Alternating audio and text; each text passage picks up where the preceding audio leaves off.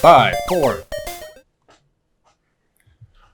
Welcome to another episode of Cosmos with Cosmos. This is the special spooky Halloween edition. Ooh. I'm Brandon.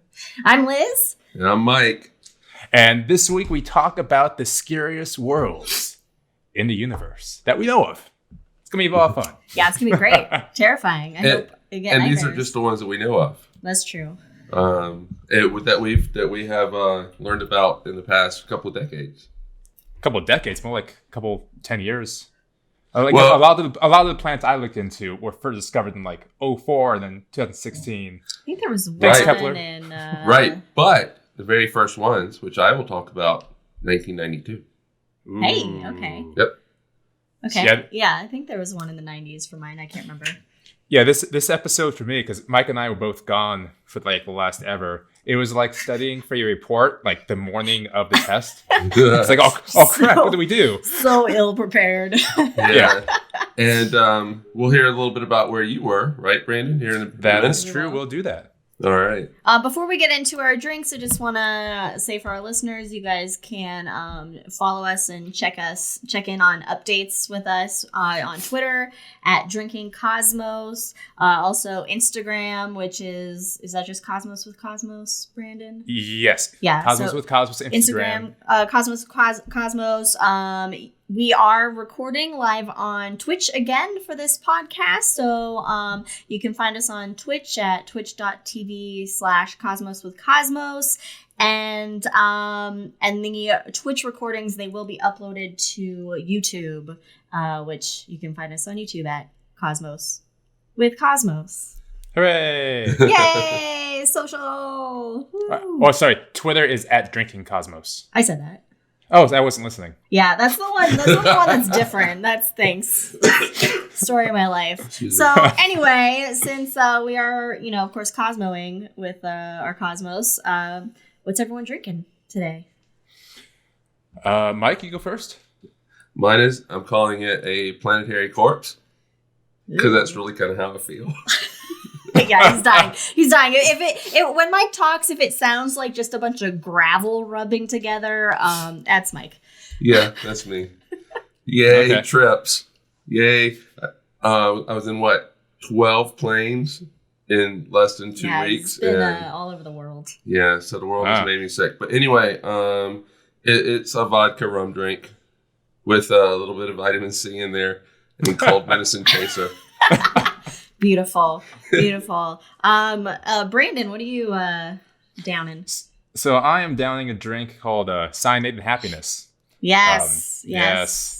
So shout out to the comic that I love. And also it looks clear, and I assume cyanide is kind of clear, and it makes you happy. Yeah. Until you drink too much of it, like any poison. So Does Cyanide it- and Happiness. Does it taste a little bit like almonds? Is cyanide supposed to taste like almonds? Is that Let me I'll find out for you and let you know. Okay, cool. I am drinking in my cool Star Trek mug because, on brand. I am drinking what I'm calling an eternal darkness. Even though it's not dark or eternal, it's basically just coffee with Baileys. Because it was cold and it was snowing earlier. So, yes. Perfect.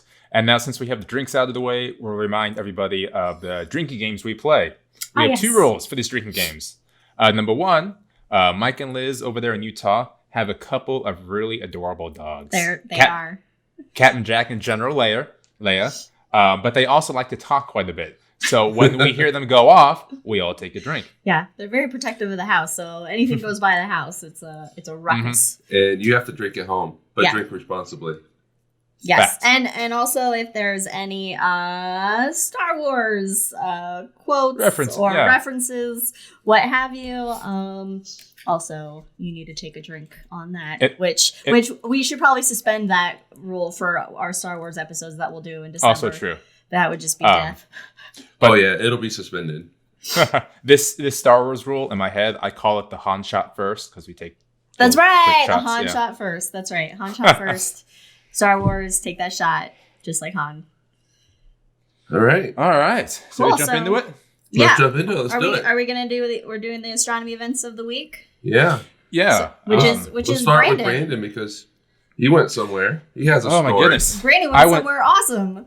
I went somewhere awesome, and I think I got 2 hours of sleep the entire time. All right, so this whole week, I was up in Washington, D.C. for the 70th Annual International Astronautical Congress. This is a meeting of the space industry, NASA, the European Space Agency, the Australian Agency, Canadian Space Agency. Did you know New Zealand has a space agency? They were there. Really? Wow. Yeah. You know, actually, Kiwis in space. I bet you they were really upset because they lost their match in the Rugby World Cup. Oh, I didn't even think about taunting them. Yeah. Lost to England. Ooh. 19-7. Ooh, that's rough. Ooh, wow. That's unbelievable. Anyways. Mm-hmm. So we had all the space agencies there, a lot of the big industry players. Blue Origin had their giant Blue Moon lander sitting in the middle of the concourse, which is awesome. All these amazing people, astronauts. It was an incredible experience, folks. Lots of technical sessions to listen into about how anything you want to know works, propulsion systems, policies, law. It was like the Space Olympics. It was amazing. Wow. So I'm just going to tell one quick story about this week. First, so typically every day around 4 o'clock, they will open up their drinks, their wines, the beers, the cheeses, the foods, and you just wander around talking to space people with all these drinks, which is great. And on Monday, after about an hour or two of finding different countries' wines and such, I ran into a name I recognize. This name was Jeffrey Hoffman. Now, I recognize Jeffrey Hoffman because we were working on a script for the Hubble in the planetarium for a while. Mm-hmm. And so I did a lot of studying about it. And so there was Jeffrey Hoffman. There was Jeff Hoffman, how would I want to frame this story? I'm just going to go for it. Jeff Hoffman was the astronaut that helped put Hubble into space the very first time when it launched.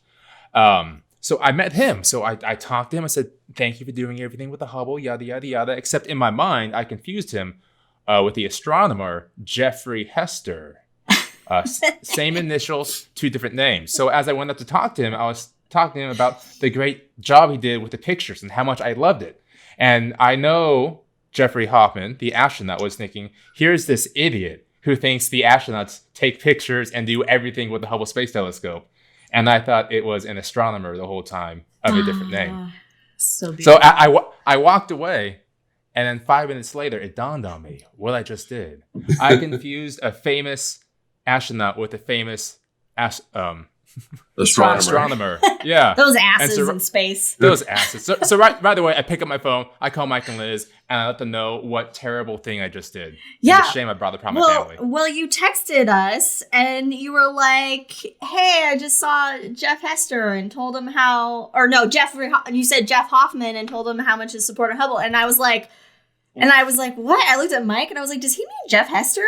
And and then Jeff, now I don't know anybody's name. And then Mike went up and he's like, well, Jeff Hester doesn't show anything on social media about being at IAC or whatever it was called.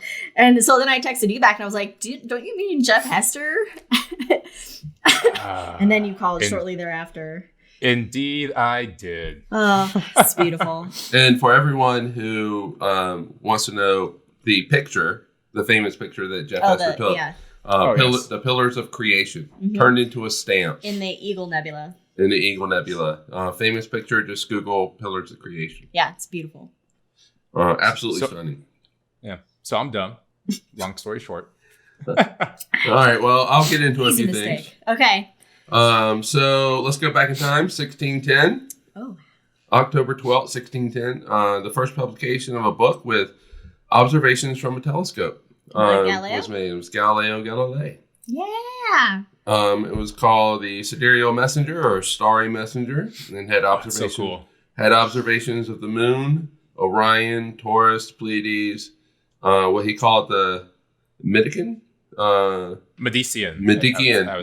stars, which are the Galilean moons going around Jupiter. Which then helped to confirm that the Earth was not at the center of the solar system.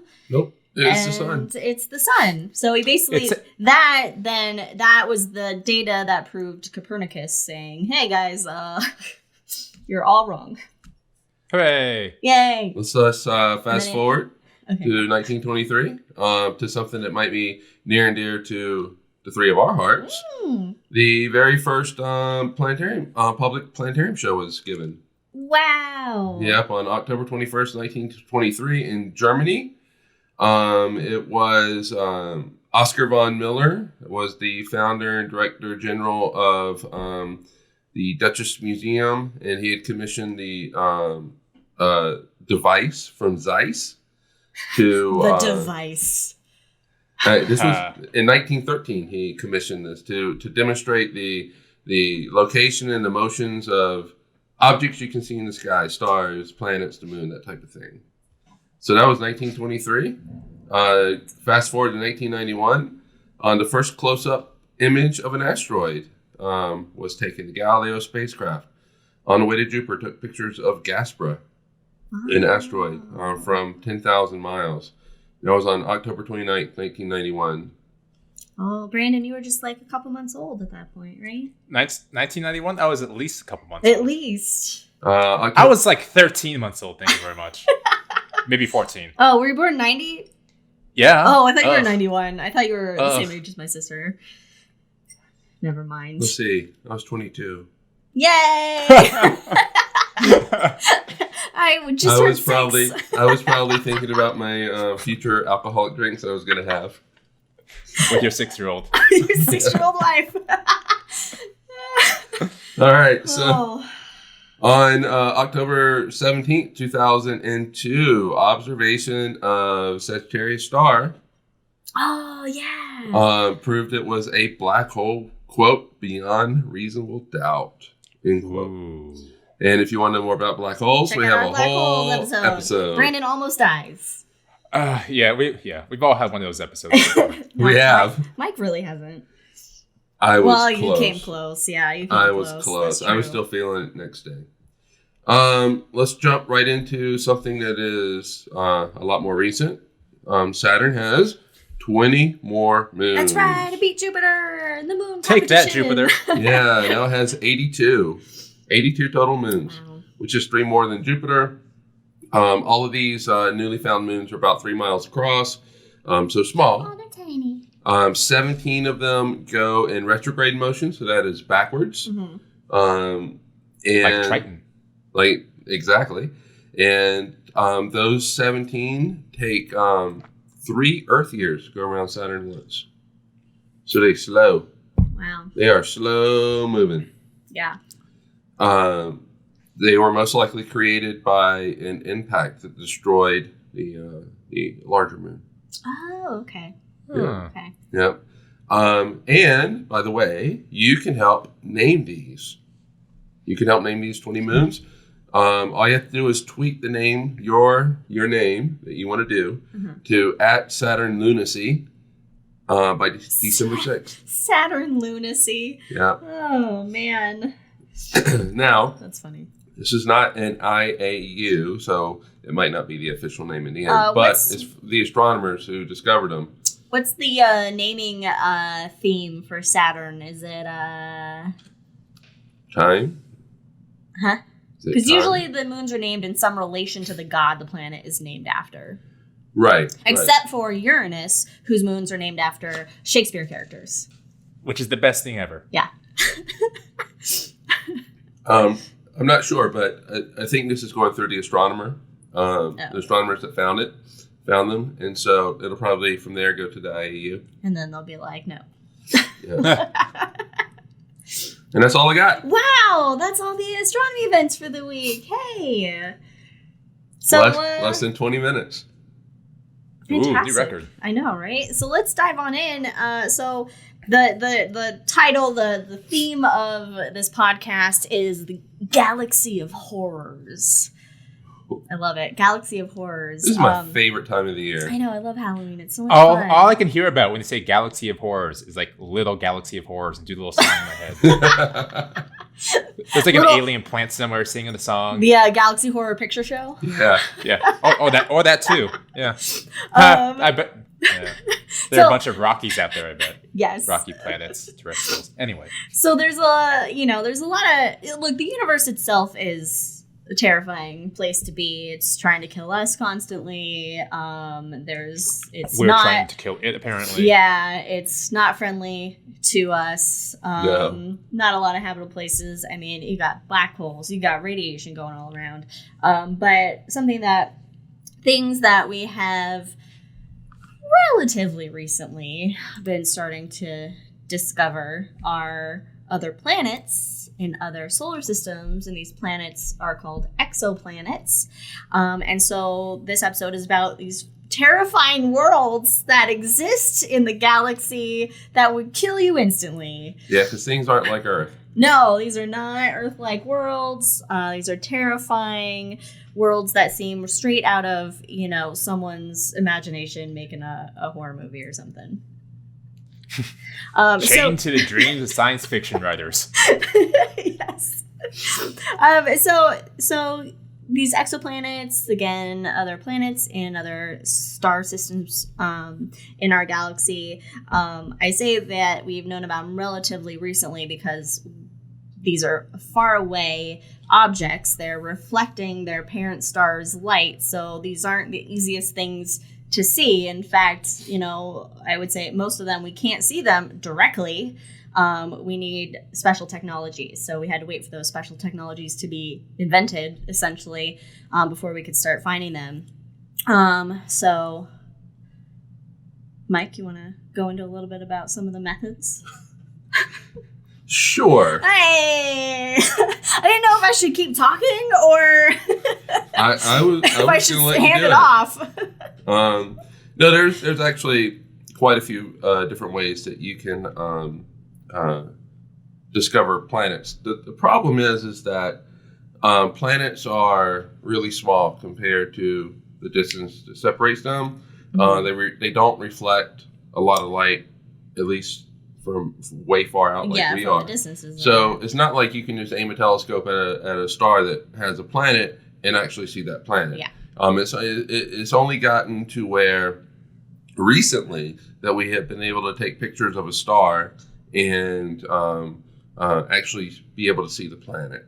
And only about 47 planets have been discovered via that way. And what happens is astronomers kind of artificially remove the star by blocking the light from the star.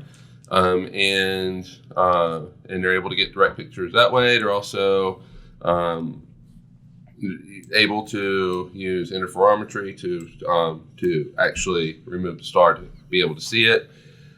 So it's very hard. It's almost like I guess a good analogy would be a firefly next to a lighthouse. That's how dim these stars, mm-hmm. these planets are in comparison to the stars. So you have to be a little bit creative, and astronomers have come up with a few different methods. Probably the most prolific mm-hmm. is the transit method. And Kepler, the Kepler mm-hmm. Space Telescope. Yay, Kepler. Sorry, so I get super excited about Kepler. It was absolutely amazing. So Kepler, using the transit method, and Kepler's not the only telescope to use the transit method, but the transit method has been the most prolific. And as a planet passes in front of the star, it blocks a little bit of the star's light. And our technology is now good enough to where we can actually see that dip in brightness. And we're able to figure out that there is a planet, or something, I should say, mm-hmm. That is blocking that light. And you're able to infer various things from the transit method, how far away it is, the period it takes to go around its year, so to speak. Its year, and that type of thing. And so, and its size. So there's a lot of things that you can that you can infer from it. And it takes...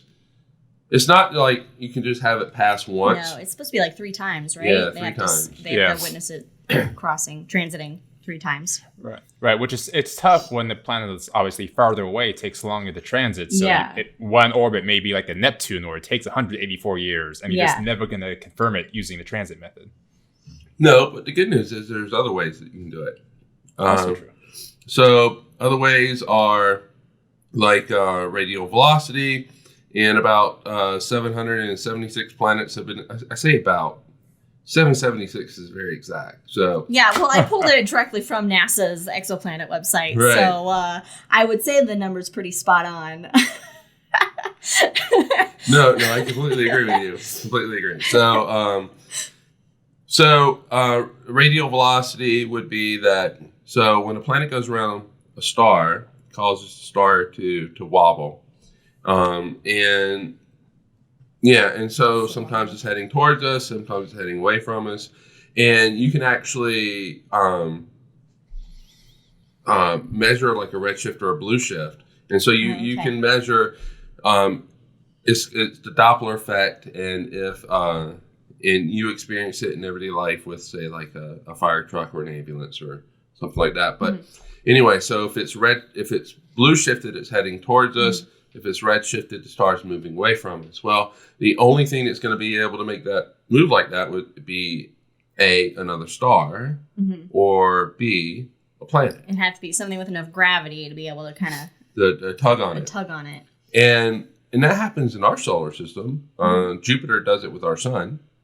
And so with the radial velocity, you're able to, you see that red and blue shift, and you're able to infer the existence of a planet that way. You also have astrometry. Damn cold. Astrometry. And it's the same kind of principle, but instead of seeing that you might see a little bit of a red shift and blue shift, but what you're really seeing is that the star is moving against the back. It's like little circles that it's moving against the background stars. It's like a dog chasing its tail in space. Excuse me. Yes.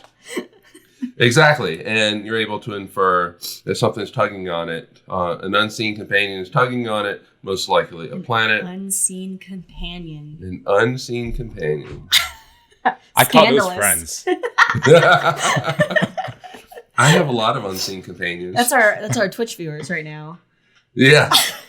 Yeah. How many do we have? Is it still just me? No, it's you and Brandon. Yeah, it's me and you. Should I say hi? Brandon's already said hi, Twitch people. I know. I'm ahead of the game. I'm ready to go just in case. All right. So another way would be gravitational microlensing.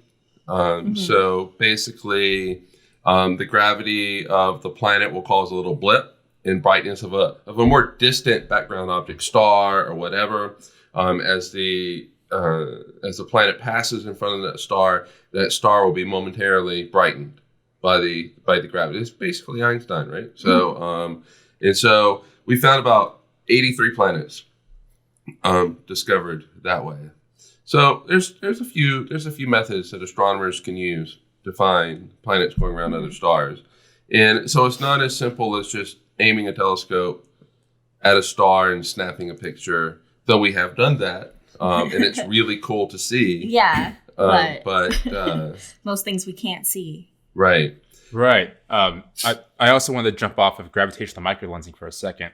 One of the talks I listened to at the IAC was done by SETI, and they had at the end like a dream list of what mission they could pull off. They had unlimited funds and unlimited schedule.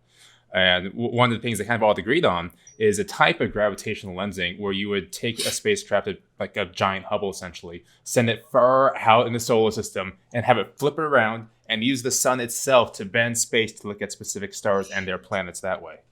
Oh, that's cool. And they're saying we don't quite have the technology, but we're almost there because we have to obviously make it the measurement so exact because we're using the sun to bend gravity, which is awesome. But that was just a cool thought with the gravitational microlensing. That really is cool. That's cool. Yeah. Yay, smart people. Oh, I know. Right? Thank God for them. God, if we didn't have smart people. Oh man. We wouldn't have Star Trek. We didn't have smart people. I know. Isn't that right? God, I am so ready for Star Trek. The Picard. Yeah. Oh my gosh. And we have 3 long months before January. Anyway. But we have Star Wars before that. That's true. I haven't seen the trailer. I'm not going to watch the trailer. No, I've seen... And the Mandalorian. Yes, that's true. Yes, that actually starts up Starship November. Fallen Well, Dawn. everybody take a shot because that's we just soon. went totally off on Star Wars. What? That's not a reference. That's just talking about. Well, Well, you know what? I'm gonna use the opportunity. This is Cold Killer right here. Yeah. Let's hope it is. Anyway, all right. Should we get into some of the creepy, crazy exoplanets that we've found out there? Let's do it. Yeah. Okay. You want to begin with you and your drink? Yes, because we're gonna just go and follow our outline here. All right. Well, you're up. I know. Okay, so this planet is called, like my drink, Eternal Darkness. I have a thing. I picked like all the planets that were like dark. So Eternal Darkness. It's okay. Something about exoplanets is they don't have names. They're not named. I mean, it would be impossible to They don't find- have sexy names. Well, they don't have they have No, names. they have names. Yes, okay. They don't have like, hey, this one's called Vulcan. Helena or Vulcan. I don't know. So the planet's name is Trace 2b. TRES 2b. Wait. Is it to be or is it Not to be. Oh. Yeah. And we've Nice. lost all of our other Twitch listeners. It's just you two. It's fine. And apparently I didn't even have like any audio turned on anyway. So Oh my god. Oh, that's funny. yeah, Is that what you were pointing to me? Well, yeah, I forgot our audio, and then I turned that on, and then I realized that Brandon's the desktop audio, and I had that muted as well. So it's fine. In the YouTube video, I will put in the audio from our other audio source. All right, well, Fix it in post. Exactly. Fix it in post. That was always the motto for Planetarium shows. That's true. Fix it in Put post. in post. Unless it's a live show, and then you're just Yeah. gotta make up. Then he some- still say fix it in post. Yeah. Yeah, don't worry, guys. We'll fix this in post. So Eternal Darkness, Trace 2b. So its parent star is Trace 2, and it's actually I believe the exoplanet has a B because this is actually a binary star system. Oh, no. The B stands for No. For the planet. It's for the planet. Yeah, if it's lowercase b, it's for the planet. So Why isn't it A? because the A is reserved for the star, so the star is assumed to be A. Oh, okay, man, they really made exoplanet naming real convoluted. Yeah, so the A is ignored, and it always starts with B. Gotcha. And- All right, yeah. so just ignore everything I just said. So this Well, just that one sentence. okay. So the parent star in this system basically is 707 light years from Earth. So not close. Well, So not close. No, it's close. actually very close. I mean, it's in universe schemes, distances, it's close, but to put it in perspective, like as we're and this isn't something that we can actually see. We're not directly imaging this planet. Was discovered by Kepler and the transit method. But essentially, when we're seeing those transits, we're essentially seeing the planet transit 707 years ago because it's taken light that long to reach us. We're always So looking into the past. we're always looking into the past as astronomy brings us into the future. Anyway, no reaction. that was good. That was a good. It was No, just- I had to absorb that for a second. No, I'm like, oh, that's deep. So the parent star, it's a G-type star, which is similar to our Earth, or our sun. Our sun is a G-type star, so middle of the road star in terms of size and Average. temperature. Average star. And it only has this one planet. Which again was discovered by Kepler Space Telescope in 2011 using the transit method. It is a little bit bigger than Jupiter. So it is a hot Jupiter. These hot gas giants out there are generally hot Jupiters. And its radius is a little over 56,000 miles. So It's a big boy out there. Its year is 59 hours. Oh, wow. 2 days. 59 hours. Yeah, so really close. It's really close to its parent star. So, as you've heard us talk about in previous episodes, Kepler's laws of motion, the closer a planet is to its star, then the less time it takes for that planet to orbit the star. So, it's real close. It would be way closer than Mercury is to our sun. Oh, yeah, way closer. yeah, without a doubt. Yeah. And it has eternal night.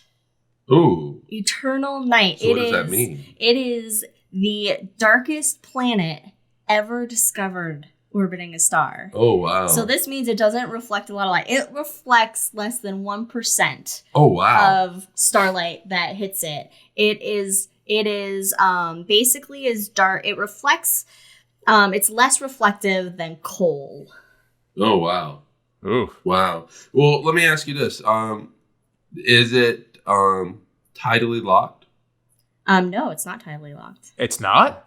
Wow, that close? It's that close, And it's still not tidally. Wow. Yeah. It's basically that they think there's a couple of reasons for this, that it could be the absence of reflective clouds due to its close proximity and high temperature, or it could be a lot of light absorbing materials in the atmosphere, like vaporized sodium, potassium, so a lot of bananas, or gaseous titanium oxide. Yeah. Well, what blows my mind as well, number one, it's not tightly locked, but the fact that we think it may be able to hang on to its atmosphere despite being so close to its stars. Yeah, well, I don't know how thick its atmosphere is, but the atmosphere, essentially, it possibly, this isn't confirmed, of course, but it possibly has like a eerie, like a deep red glow emanating coming from it, and it's as hot as like the hottest lava, so it's like about 1,200 degrees. Wow. The floor is lava everywhere. The floor is lava everywhere, except there's no floor because it's a gas giant. Oh my goodness. Lava So you're everywhere, falling let's into all it. stand and die. Rhyme of the Ancient Mariner reference. You got it. I'll drink to that one. He Yes. loves Yes. Rhyme of the Ancient Mariner. So this planet is crazy. And when I correct myself because I said I don't know how thick the atmosphere is. It's all atmosphere. It doesn't have a surface. It's a gas giant. So its atmosphere is just, at least I would assume that might be like the upper atmosphere, because the inner atmosphere has got to be way hotter than that. Right. Because Jupiter's, And 23 denser. million degrees in Jupiter's core? Right. So, and denser. So, And denser, yeah. So this is just a dark ass planet. dark ass planet. It's like a black planets. hole of a planet just because it's so dark. That's really cool. Isn't that cool? I just, I want to see what it looks like. I want to see a picture of it. But not up close.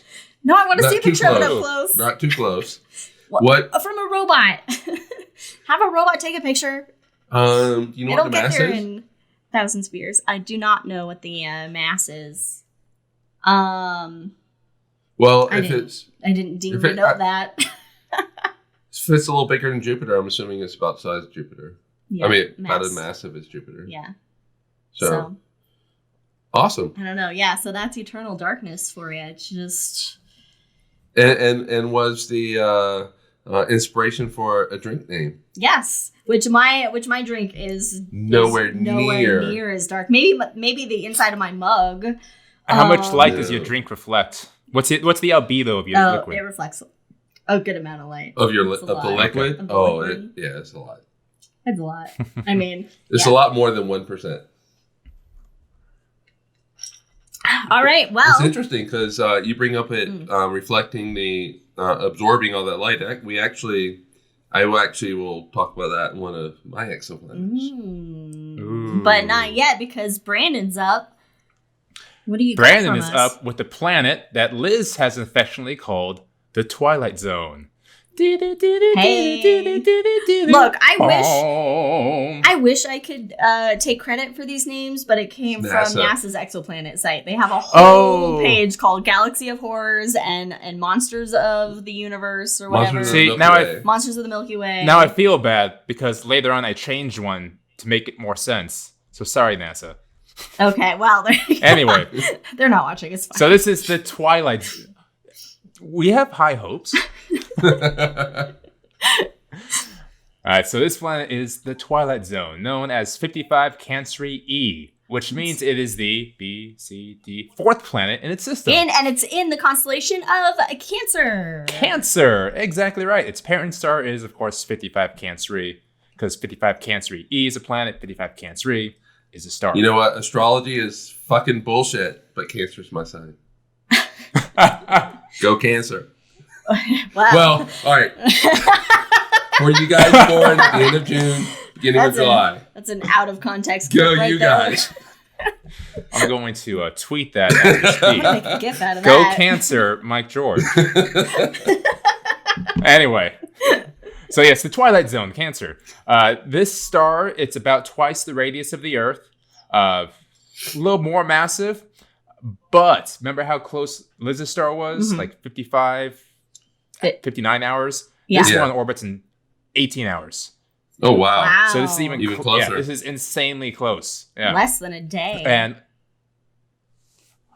And this one is tidally locked. Because typically, why we are so amazed by Liz's planet is that when you're that close to the star, you're tidally locked. So only one side faces the star, like the moon and the Earth, or like Mercury and the sun.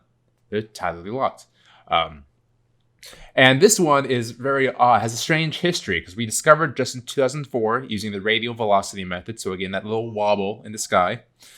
And as we're studying it, we were trying to figure out exactly what it's made of or what might be going on its surface. So at first, we thought it might be the diamond planets. Ooh. About a very heavy carbon planet with, I think it was like 30% would be diamond. Wow. Diamond and graphite is what we made of. Wow. And diamonds and pencils. Yeah, right? Oh. And remember, don't touch the surface like that, Liz. That's bad news. I didn't touch any surface. Oh, was that your leg? Oh, was it? Did I hit something? All right. You made like a drum beat. Oh. So yes, it was a diamond planet for a while, and then as we took. Could have been Jack. Oh. So we're discovering more about this diamond planet, and because it's so close to the sun, we figured out its daytime temperature, 4,500 degrees Fahrenheit. Oh wow! Mm-hmm. Wow! Yeah. Jeez, that's our future. No, well. No, that's Phoenix. That's Phoenix. Yeah. That is Phoenix. So it's daytime, 4,500 degrees Fahrenheit, and it's nighttime, 2,500 degrees Fahrenheit. Oh, wow. So hot nights. Hot summer nights. Hot nights. But compared to daytime, it's cool. Well, 2,000 degrees difference. That's a big drop. Which typically, if you're a world so close to a star like Mercury, day and night side will be just insanely different as it is there. Except this isn't as high of difference as we were expecting. So that kind of shows that there might be an atmosphere keeping the heat in. To microwave the backside as well. Now, it's a 2,000 degree drop, so you need to keep in mind this is like a relative thing, right? So, yeah. So, I mean, if you compare to Mercury, it's less than 2,000 degree drop. Yeah, that's true. So, right, okay. Continue. But it's also. I don't know the exact distance from its star. It's probably something like 60 times closer than Mercury is to our sun. So it's just hotter then. Yeah. Yes, it's just hotter. So as you're figuring out more of it, go ahead. Oh, I was just going to say that typically the hotter something is, the quicker it tries to lose its heat. So that could explain the 2,000 degrees. So. You're a fancy physics man. Fancy physics. Fancy physics man. That's what you should go for as your Halloween costume. Be a fancy physics man. You know, on my resume, I'm going to put fancy physics. Fancy physics man. Like George, fancy physics man. Fancy physics man. But spell fancy with a PH. I was thinking the same. I was thinking the exact same thing. Well done. Right. Oh, that's beautiful. All right, continue. All right, so this Twilight Zone planet full of diamonds then turned out, well, maybe it's not full of diamonds after further research. And then we thought maybe it's an entire planet covered, once again, in lava. Ooh. Everywhere, day and night, lava. Or the backside would be cooled-ish lava. But obviously, the daytime side would just be boiling hot lava. Which, I put in quotations, I'm going to drink. You know what other planet is a great planet to mine lava and other type of ore like that? What planet? Mustafar from Star Wars. I'm out of eternal darkness.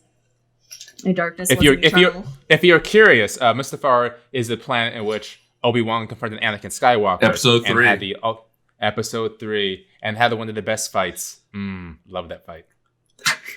Yeah, okay, but the end of the movie. Oh boy! When Anakin goes, well, at this point it's Darth Vader now, right? And if this is a spoiler alert, fuck you. You should have seen it by this point. It's been years, people. That said, don't see the first 3. He does this. Wait. How about this? Don't watch the first one except for pod racing and the Duel of Fates. Oh, I love the Duel of Fates. Okay, the Duel of Fates was good. That's one of the best fights. Duel of Fates was good. But the whole Frankenstein yell of no at the end just ruined the very end of it. True, but it did provide us with a lot of spicy memes. So I appreciate episode 3 for that reason as well. That's true. That's true. Okay, tangent. Okay. Back to Twilight Zone. So it was a planet of lava for a while, and after further review in 2017, now I'm thinking it may be a planet of critical superfluid. Ooh, which I am sure. Yeah, I'm sure Fancy Physics Man could explain a little more. But in the brief research I did, it's essentially superheated and pressured gas. Yeah. Just like that like planet's steam engines, had a good night at Taco Bell. Yeah. Fancy Physics Man is going to have to defer to another Fancy Physics Man somewhere else in the world, like Google. That was not part of my study. Wow. So I will say yes. That's exactly what it is. So is that just the atmosphere, or is that the whole planet? Then is it a rocky world, or is it a? So it's likely a rocky world, and its atmosphere could be the superheated pressure gas of Taco Bell, or it could be made up of the hydrogen helium, which we're leaning more towards now. Okay, would the surface still possibly be lava? If you're terrestrial at 4,500 degrees, it's probably gonna be a little lava-y. Okay. Very, very lava. The planet is lava. There's gonna be a theme of that, I feel, throughout the episode of lava-y planets. Just because a lot of planets we know are so close to the stars. Yeah, which is interesting. That's which is one of easy the to find interesting things that we've discovered is that there are a lot of planets super close to their parent stars, and more peculiarly, more. I don't know why I even attempted that word, and strangely, gas giants being super close to their star, because that is the opposite of what we see with our solar system, and how we have hypothesized our solar system forming with gas giants forming further out. Yeah, typically when we study something in our solar system, because we see it, we have to assume it is common throughout the solar system. And we're seeing that a solar system as neatly laid out as the solar system, us, it's not common too much out there, which is exciting. Yeah. Well, yeah, at least what our technology is allowing us to see. Correct. Yeah. Correct. And so as our technology gets better, James Webb, then we'll be able to see, hopefully, stuff more like our own solar system. That said, new physics is always exciting. So new discoveries of solar systems that are not like ours. In fact, a lot of these that we are discovering that aren't like ours is very exciting. Mm-hmm, mm-hmm. Yeah, who wants to find boring old Earths around? I mean, let's kick it up a notch. Come on, lava planets. But speaking of boring old Earths, I kind of want to take a quick segue to explain. When we talk about planets, you always want to think about life and habitability. So we can take a quick 20-second tangent for the Goldilocks and habitable zone and what that is. Sure. Yeah. Or should we just No, let's do it. Yeah, because again, of the planets we're going to talk about, at least any carbon-based life as we know it couldn't survive on it. Maybe tardigrades. Later on, I talked to a couple planets that are in the habitable zone. Oh, they are? Okay. I didn't research any of your planets. I just did mine. Right? It's like mine. But basically, the Goldilocks zone is that region from a star where water can exist on the planet. Now, there's a couple things you need. First of all, you need an atmosphere. Because if you have no atmosphere, that water is just going to evaporate and go off into space. But so you definitely need an atmosphere. But dependent upon the atmosphere, it is the distance from the star in which water can exist on the surface of the planet, which is important for the search of life, because for life as we understand it, we need water. Yeah. We need water more than we need food. Or lava even. We need water more than Definitely more than lava. Definitely. Like a lot more than lava. Yeah. So if and of course we're the only data sample we have for life, so we kind of have to look for so we kind of have to look for things that are similar to what we need and how we have life on our planet. And so looking for the presence of water and also trying to find the presence of other materials that life produces, like methane. Taco Bells. Speaking of methane.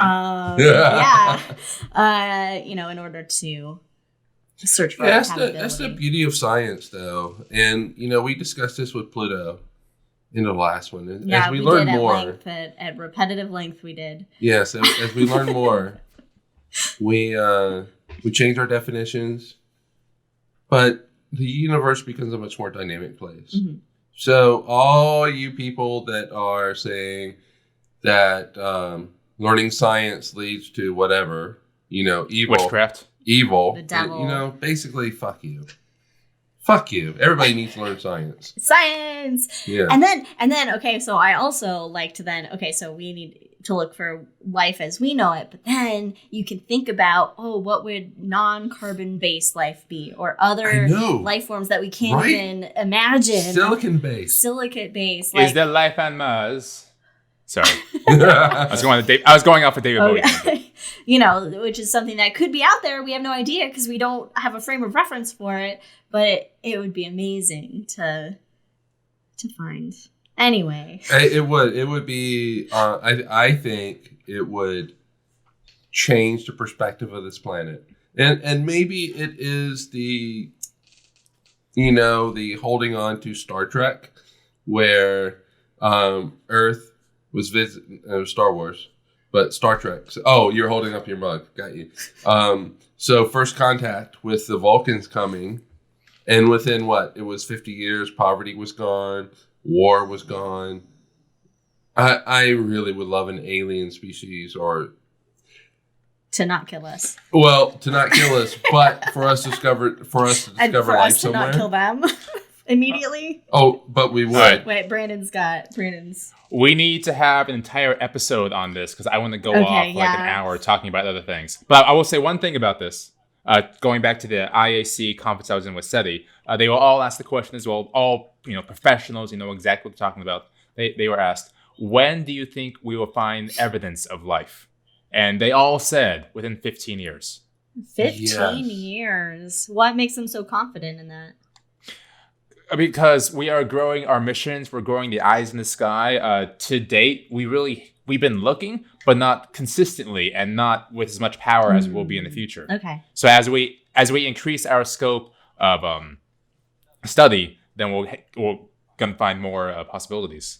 Okay. And then we'll go into Europa. We're gonna go check out other moons out here. Going to Mars. We're gonna find something, folks. Yeah, it's gonna happen. It's gonna happen. But you know what? Not finding something is also a valid and great discovery as well. Just keep that in mind. Yeah, which I guess when it comes to life, we can. When it comes to life, we can never fully rule it out until we, I guess, visit everywhere. Yeah. So, and there's a lot of everywhere. There is a lot of everywhere that we're never going to get to in anyone's lifetime at the moment. Right. Yeah. So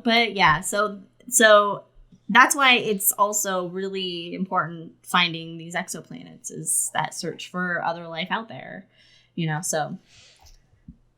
Yeah.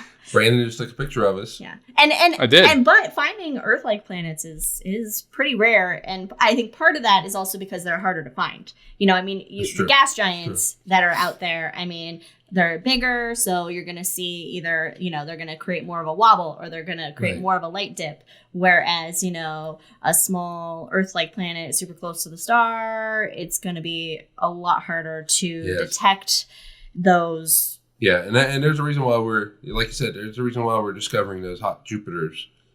Because they're easier to find. They're like, hey guys, we're here. Yeah, and you know what? We might find that those are the exception to the rule. Mm-hmm. But at first, they are very much the rule. Yeah. And we are the exception. But time will tell. Time will tell. All right. Well, you got a planet that could have life on it next? Well, I thought we were doing yours next, but where's mine? Oh, you scrolled way down. I didn't even see I was next. All right, well, I'm next. Just kidding.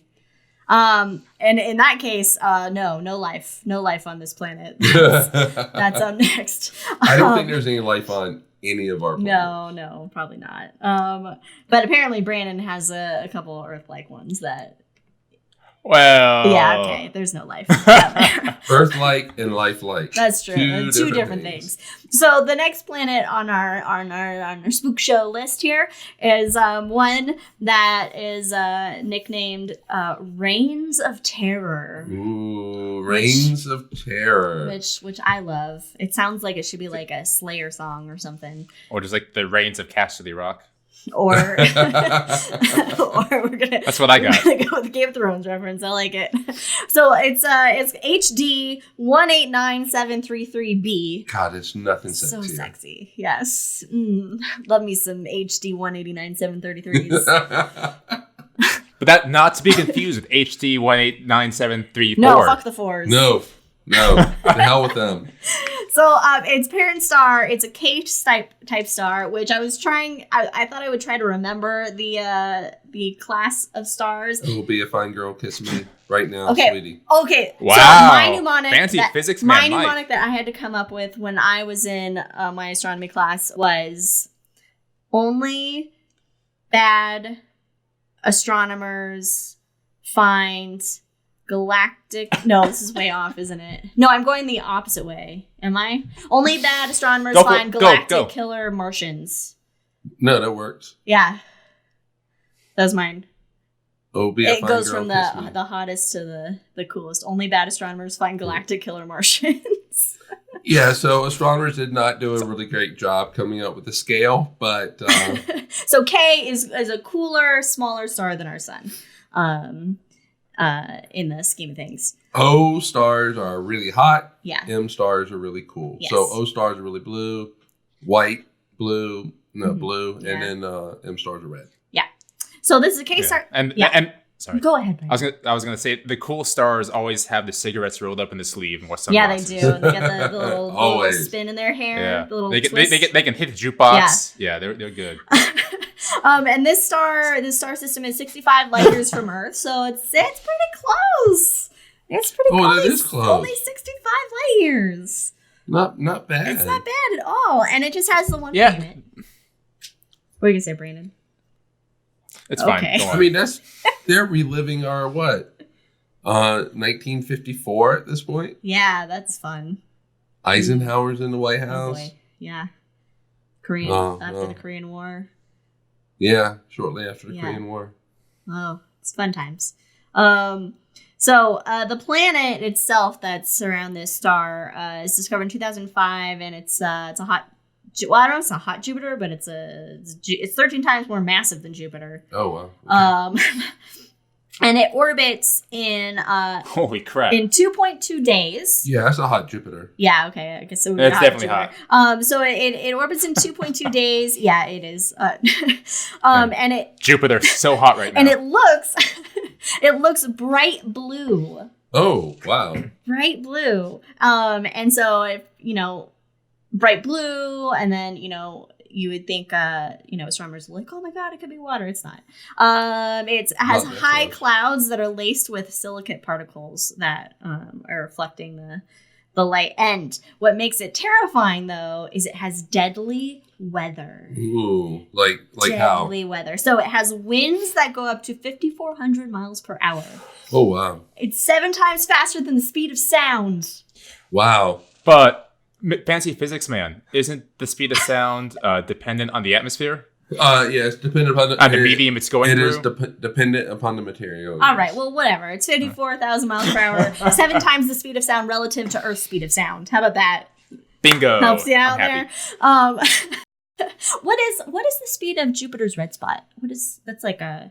Oh, this at the I just- center, couple miles an hour. What about in the outers? The outers? Much I faster. want to. Yeah, I want to say 540, but that sounds too slow. I can't remember Red when I spot, would talk about Wind speed. I have a PhD in my pocket. 384 it. miles Oh, wow. an hour. Okay, so... And I would be like, wow, it's fast in the planetarium. And people would be like, wow. I'd be like, don't get caught in that storm. And everybody would laugh. Well, this just totally puts that to shame. Oh, This yeah, it is does. nothing. And so you have these super fast winds that are just going to whip you around this gas giant. And it rains. It rains on a gas giant. We've seen rain in other gas giants that are familiar to us. It rains molten glass. Ooh, wow. But because of the wind, that glass is coming at you sideways. Wow, and it's Okay. hot. Hot shards of glass flying at you. Yes, Brandon. No, because it's a bright blue atmosphere during sunsets, I'm sure that it refracts a little bit, and you might have then a purple rain. Oh, Wow. man. He's on it All today. Right? I mean, You right? know, You Wouldn't that gotta be drink real to the good? Prince reference. I don't have any more. Okay, when we get through this section and before we go into the monsters that Oh, are we're lurking gonna take a out there, break. we'll take a break and refill. But oh man, so don't get caught in this planet because the whole planet is just one big deadly storm of death and Prince. All right. I don't think we want to get caught in any of these. Well, things. no, you don't. But I mean. But it shows the universe is trying to kill us. Yeah, it's fucking crazy. It's nuts out there, man. The universe is like Australia. Yeah, fucking. It's beautiful. It's true. But you don't want to get caught in it. No, fucking spider storm. Ugh. Hey, Hey, koala. koala. Good day. So y'all on podcast can't see this, but I just raised up a koala that says "Good day from Sydney," which I got from Australia's booth in the IAC Expo. Oh, so Nice. it's like you went to Australia, but you didn't. Yeah, it's cute. All right, Mike. Now it's yours. Do we want to take a break now? No, Oh. we're gonna break when we get. What happened to the notes? The notes are... Oh, when we get to the monsters, we're gonna break. Okay. All right. Well, I have 3 of them, and they're all from the same star. Wow. Yes. And I think the reason why this is probably a monster or a horror of the Milky Way is just because of the star that it was found around. And these actually were the first 3 stars to be discovered. I mean, I'm sorry, first 3 planets. First planets to be discovered. Really? Yes. Okay. Wow. And so the first planets discovered were not discovered around a normal everyday star like our sun. They were discovered around a pulsar. Ooh, explain what a pulsar is for our audience because they're so fun. I A- love pulsars. A pulsar is a dead star. So a pulsar really fits into this whole Yeah, theme it does. for this episode. So pulsars they're neutron stars, but they are rotating and they shoot beams of light out from their poles. And if you are caught in that beam, it's very irregular beam. It pulses. Like a And- lighthouse, like how a lighthouse would look. Exactly. Back but to a lighthouse very, reference. very fast. Yes. And the first ones were discovered in the 1960s. I think they even thought there was like maybe an alien connection to them. No, that's exactly what was the first time they found it. They thought it might have been some kind of alien signal, and everyone just kind of got super excited. Yeah, for a while. I can see that. Nope. So, neutron stars, pulsars are stars. Did you talk? No, go ahead. Did you talk about the sound? You talked about the sound? I was not going to talk about the sound, but you Mike. can talk about sound. Talk about the sound, Mike. Brandon, talk about the sound. Oh, sorry. We can hear, quote unquote, hear it using different spectrums, and depending on the frequency of the pulsar, it's either like boom, boom, boom, boom, or it could constantly speed up, and it sounds like a complete bar that's high pitched. And that, because of how fast it's spinning. right, and a lot of these spin very, very fast. So most of them are going to be high pitch. Yeah, so go Google pulsar sound, and it's the coolest thing. Yeah, they're actually, I mean, you can get WAV files of them. That's cool. But if you're in space, you wouldn't hear it because there's no atmosphere for the sound waves to travel. There's no sound in space. There's no sound in space, which, we should take all the Star Wars movies and remove all the sound when they're in space. I'm sure it's somewhere. Kind of, yeah. All right, well, this particular star... wait, I referenced Star Wars. God damn it. And we don't have a drink. I don't have a drink either. That's why we'll keep a tally. That's why I thought we'll keep a tally the break was before mine. Well, we'll keep going. All right, so this star goes by the name of PSR-B-1257 plus 12. That's hot. Where'd the plus 12 come from? What's that about? Well, it stands for pulsating source of radio. Of course it does. I don't know what the B stands for. 1257 is its right ascension in 1950 coordinates, and plus 12 is 12 degrees declination. Wow. So it is a neutron star. It's a millisecond pulsar, which means it spins very, very fast. And this particular one is spinning with a rate of one spin every 6.22 milliseconds. Which, what the hell does that mean? Yeah. That means it spins 9,600 times per minute. Wow. That's fast. That's a lot of fast. That is very fast. Okay. For reference, people, our Earth spins once in 24 hours. Yes. 24 times 60, whatever that is. And this thing spins 9,600 times per minute. Yes. Whew. So many times faster than the Earth. God, I love space. Man. It is 1 to 3 billion years old. Most likely right around the 1 billion mark. It's a youngin. It's a youngin. It's 1.4 solar masses. So it's, basically right average for neutron stars.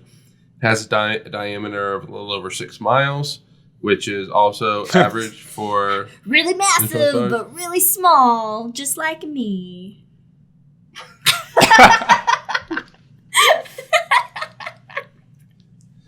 This particular pulsar has a surface temperature of 29,000 degrees. Woo! So it's toasty on the surface. Wow. Yeah. Well, it is a star, so... That makes sense. It's nicknamed, and I'm probably going to mispronounce this, but I'm going to say it with authority, Lick. For the undead creature known for controlling other undead creatures with magic. Oh, the Lich King. Lich. Yes, it's the Lich King from World of Warcraft. Yeah, we're going to put on Warcraft glasses here. It's the Lich. Discovered in February 9th, 1990 by Alexander Wolfscan at the Arecibo telescope down in Puerto Rico. And he is a Polish astronomer. I'll actually get into how they think it formed a little bit later on. But it has 3 planets and maybe an asteroid belt or Kuiper belt type situation around it. Okay. So comet belt, asteroid belt. Possibly. Maybe. Let's get into it. I'm so excited for this next planet just because of its name. But it definitely has, and I'm going to completely mispronounce it, so I'll let you pronounce it, Brandon. But anyway, it does have 3 planets, confirmed planets that go around it. The first planet is PSR B 1257 plus 12 little lowercase b, also known as Draugr. Draugr. Like the undead creatures you fight in Skyrim. Folks. Oh, Damn it. I got it's been a while I would have since said played it Skyrim. right. That's how you're gonna do it, Draugr. Draugr. Wow. Yeah, so named after undead creatures in Norse mythology. So yay, Vikings. That's fun. This was the third to be discovered of the three. Oh, so, okay. Discovered in 1994. It's small, little guy. Its mass is only 2% that of the Earth. Aww. For perspective, the moon is its mass is 1.2. So it's a little bit bigger roughly than the about moon. twice the mass of the moon. Okay. Its radius is about 1/3 that of the Earth's radius, so a little bit bigger than our moon. It orbits from its star about 0.2 AU away. Now remember, 1 AU is distance between the 93 Earth million and miles. the Earth and the Sun, and 93 million miles. And so this puts it about halfway between the It's Sun close. and Mercury. It's super close. Yeah, it's halfway. It's half of Mercury's orbit, and it orbits its star in 25 days. So that seems to be a theme here. These planets that we're talking Super about close. are super close. Well, No, go ahead.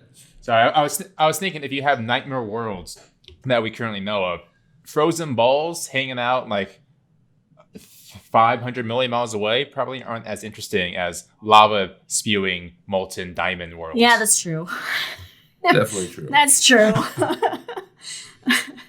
So this one has a circular orbit. Wow. Ooh, equals 1. That's exciting. Wow. E equals 0. Man, blowing Sorry, Kepler's opposite. mind. Yes. Damn. E equals 1 is parabolic. So There's I the am fancy not the fancy physics man. yeah, no, this one has E equals 0. And so perfectly circular as far as we can tell right now. Wow, okay. So it was detected by a thing called pulsar timing, which is something we did not discuss in the detection methods. No. But pulsar timings, basically what you do is you look at a pulsar, and that pulsar is going to have a very regular time Oh, yeah. that it spins. In this particular case, 6.22 milliseconds. So very, very regular. If there's something tugging on it, that timing is going to speed up or slow down depending on where the planet is. So there's so it's similar to like radial velocity method with the wobble, but just With this is timing just of observing the the timing neutron of star. the And so you're able to infer that there's a planet there, its mass, inclinations, and eccentricity. So there's actually a lot of information that you can infer from those perturbations of the neutron star's timing. This particular planet is the least massive planet known, at least with a mass accurately determined. As far as exoplanets, or just known? Known. Ever. That includes in all the planets. That It's includes the planets least in our massive. solar system. Wow. Does not include dwarf planets. Dwarf planets aren't planets. Yes. Get wrecked. Yeah. So since it's close to a neutron star, I mean, what's gonna do you in is the deadly radiation All from those this. gamma rays. Gamma rays, X-rays, electrons shooting through your body. Wow. So So there's your cancer immediately, and then death. and then death. I don't even think you get a chance to get cancer. No, it's just immediate death. You just die. Yep. So Or could you turn into a superhero? that's true. That would be so cool. That's true. How you get your mutant power? I wonder how much radiation the Hulk could take before he doesn't. I don't anymore. think this much. Yeah, probably not. And I guess it would What about depend on Captain what Marvel? version of the Hulk you're I'm looking assuming at. Captain Marvel could take it. Oh, she probably could. Yeah. Maybe. No, she can't because she's a badass. I like Fat Thor. Fat Okay, Thor's what's the next? best. I really wanted to be Fat Thor for Halloween. What? I really wanted to be Fat Thor for Halloween. Oh my gosh. Lebowski that. All right, so that's the innermost of these. Okay. And like I said, there's two others, and they all basically have pretty much the same, death by radiation. Death by radiation. It's the.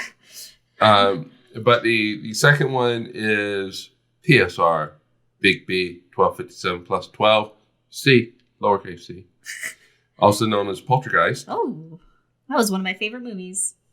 I know, I right? love Poltergeist. They're here. Oh my gosh. It's great. And the thing is like nowadays nobody gets the whole snow on a TV thing. I know, because you don't. Of which like 1% of those little snow things are from the Big Bang. That's right. Oh yeah, that's the cool moment. Which we can talk about in another episode. Yes. But anyway, it's named for supernatural beings that create physical disturbances. German for noisy ghost. No. Oh, is that what it's? I didn't know that's what it meant. Noisy ghost. It's just a fucking noisy ghost. Can't you be like a quiet ghost? It's like. Oh, like a friendly ghost, am I right, Hey. guys? Hey, Casper. Discovered. Like a force ghost. Shit, it's a drink. Are all Force ghosts nice? Oh, got you, Force Ghost. Well, we'll have to. We can't do spoilers, so we can't talk about the Okay. next one. But I would assume, damn it, Plagueis, for example, could he be a force ghost? He is powerful in Could the force. We will find out in the Star Wars episode. We're gonna push that till then. Yeah. Let's note this. Talk about Force ghosts. Darth Maul, good Force ghost or bad Force ghost? Bad. Never know. Well, whoa, y'all. Maul ain't dead. Well, okay, he is. Wait. Almost spoilers. Okay, almost spoilers. stop. Y'all. All right, let's get back to the poltergeist and the depends where noisy on the ghosts timeline that we are are. not Force ghosts hanging out by the pulsar. All right. Discovered January 22nd, 1992. This one is a big one. It's a mass about 4.5 times that of the Earth. Oh wow, okay. Yeah, so nice and big. Radius is about twice that of the Earth. Its orbital distance is about that of Mercury. So 0.36 AU to be exact. But and it takes about 66.2 days for it to go around its star once. So, quick compared to our What's Mercury's? Mercury's orbit's 80 days, right? yeah. 88, yeah. Has an eccentricity, which is close to Earth's, just a touch bigger. Okay, what's that mean again? I don't remember what eccentricity means. So if an eccentricity is 0, it's a perfect circle. Oh, it's orbit. It's elliptical. Elliptical. It's basically. I gotcha. Okay, how much of an egg is the orbit? Yes. Gotcha. And again, this one was discovered by pulsar timing at Arecibo, and you're gonna die by radiation. Okay. Yeah, That's the theme of these. That's the planets. theme of this one. No matter which one you're on, you're gonna die by radiation. Now this one was discovered, or at least I should say, it was announced at the same time as C. I mean, as its brother D. Oh. B was the third one. Oh, that's right. That was the third one discovered. Okay. And the way that the IAU does it now is that the closest one is B, next one out is C, D, on out. Oh, okay. So they do it in order, not Right. discovered. So, so the one that is a little further out, Phobator? Sure. Sure. One of the 1,000 sons of Somas, who appears in dreams in the form of beast. Oh, it's like a cousin to Freddy Krueger. Yeah, so it gives you nightmares. It too was discovered in January 1992, and it has a mass about 4 times that of Earth, radius 1.8 times that of the Earth, so about twice that of the Earth. So these C and D are very, very close in size. They're also very close in distance from the star. radius. This one is 0.46 AU, so a little bit bigger than Mercury's orbit. So very close, and it orbits once every 98 days. Okay. So and it only has these 3 planets, this pulsar? It only has these 3 planets. All right, so this is a very close, its planetary system is very compressed. And the planet D here is probably the eccentric cousin, because its eccentricity is basically slightly more than the rest. I had a better joke in my head, but I'm going to let that one go. Yeah, but just slightly, 0.03. So it's just slight. The crazier one, is that where you're gonna go with? You're gonna reference it being like the crazier one? It didn't work out. It didn't like work the out this way. I apologize. eccentric uncle of the family. Of the family. There was a 4th planet, but that one later on. Death Star. Yeah. Was damn it! It was removed. I like that. It was removed, and someone just reaches in. Yeah. Takes it out. Nope. It's like a Monty Python hand. It's like or in Hitchhiker's Guide, it's like when they're rebuilding everything and they're just like, oh, that doesn't belong there. Yeah. Take that away. So the question is, and this is what was the big thing in 1992 when these things were first announced, is how did they form? Yeah, right? Because, I mean, this star is, well, it's a dead star. It's a neutron star, so it's the remnant of a... Yeah, so they think these are second-generation planets. So they formed after the star. After. And so if there was a supernova explosion, then that explosion would have vaporized everything. These planets included. So clearly there wasn't a supernova that these planets. Well, okay, I'll get to that in a second. But okay. These are second generation planets that they think. So, so the other thing might be they form after the supernova. Right. But if they do that, then the pulsar actually has slightly different characteristics than what they're seeing. So what they think happened, and this is what is accepted at least among most astronomers, is you actually had 2 white dwarfs that merged. Oh. Yes, and so they were orbiting each other, and they were slowly spiraling in towards each other. And as they get closer, the lighter of the 2 white dwarfs would actually expand to fill its Roche limit, as one would expect. And as it got closer, some of that stuff started to come off, and that stuff would be around the more massive white dwarf. They eventually did coalesce. There was an explosion in this coalesce, this merger that created a neutron star, but there was about 0.1, 0.2 solar masses left over, and from that material formed the planets. Now, these planets, since that material would probably mainly be carbon or oxygen, these planets are going to have higher densities, like with the carbon and stuff in it, higher proportions of carbon and oxygen. Wow. But the material that they form from, that is just all that came from the white dwarfs. Right. Okay, because there would be a lot of carbon and all that because the white dwarf that's what's going to happen to our sun. Right. So, but at first it was like, how did they survive this supernova explosion? Oh, yeah, the explosion. I'm talking about in 1992. Yeah. And so... what do we know in 92? Huh. Well, I know, right? Those are pre-Hubble days. Yeah. So... it's basically pre-Brandon days. Y'all didn't know anything. Oh, wow. Okay. All right. I see who I'm working with here. We call ourselves the millennials. I'm technically a millennial, but I don't like it. All right, anyway. I'm like an elder millennial. You're so wise. Yeah. And these actually are among my most favorite exoplanets, just because of what they're going around.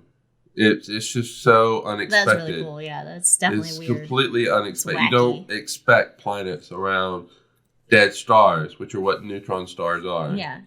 You don't even expect them around, well, Well, that means White that dwarf, when our yeah. sun, when it eventually turns into a white giant, a white dwarf after it becomes a red giant, the planets, most of the, some of the planets will still be there. The gas giants, at least. Maybe Mars.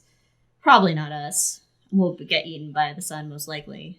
Right. I mean, the gas giants are probably going to have their atmospheres stripped away. This is a great segue. Because my next planet, I absolutely fell in love with. Because it's exactly what happened. It was probably swallowed by a red giant. Oh, nice. Okay, let's get into that one. And then we'll take a break. Well, so should we take a break? Oh, this is great. I know the suspense of it. I'm like, All right, go ahead. Let's do it. All right, so this is before we get to the Monster Mash segment. This planet is called Kepler's Inferno. Oh, I like that. AKA Kepler 70b. So now we're into the Kepler side of things, where the names are no longer like HD 18716 at PSR. It's just going to be like Kepler. Hey, this is number. This is one letter. Kepler discovered. Yeah, it's this number. Okay, exactly right. I like Kepler's Inferno better. So yeah, it's great. Me too. And I love this because Kepler's Inferno, of course, named after Dante's Inferno, and then Dante's Inferno, you had the Italian Dante go down through hell with the guide Virgil, which is going to make sense in a moment. So remember that. So the parent star itself is Kepler 70. It's a sub-dwarf B star. So it's already gone through its red giant phase, and it's just kind of this white dwarf hanging out that happens to be hotter and brighter than your typical sub-dwarf stars. So again, it's one of these stars with the cigarettes rolled up and sunglasses on. And and doesn't really care about what other people think about it. I appreciate that. Confidence. Right. And it became its white dwarf self about 18.4 million years ago. That's when it kind of released all its gases from its red giant stage. And in doing so, it's possible that when it became its big red giant, the planets kind of dove into the star a little closer. And then when the planets dove in, it swallowed those planets. And so, like you were talking about, when the sun goes red giant and it swallows Mercury, it swallows Venus, and it will swallow the Earth. The Earth will live for a while inside this red giant, but inevitably will kind of break up and disintegrate into a molten mess. All life will die unless we leave the planet. Life will die. We will. Oh, life will... We got a couple billion years to get off this rock. Yeah, no, life will be dead before the sun swallows us due to the intense heat and radiation. Also that. But just due to the intense heat and radiation as the star expands, that's why it gives us a couple billion years to get off, because really it's like, 4 or 5 billion years before that it gets to that point. Mm-hmm. Yes, continue, good sir. Yeah, thank you, Liz. So the same thing happened here in the Kepler 70 system. This star became a red giant and swallowed its inner planets.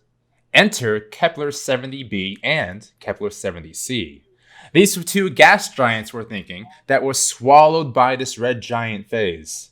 And as the red giant excreted this time, its gases out into space, which is technically kind of correct.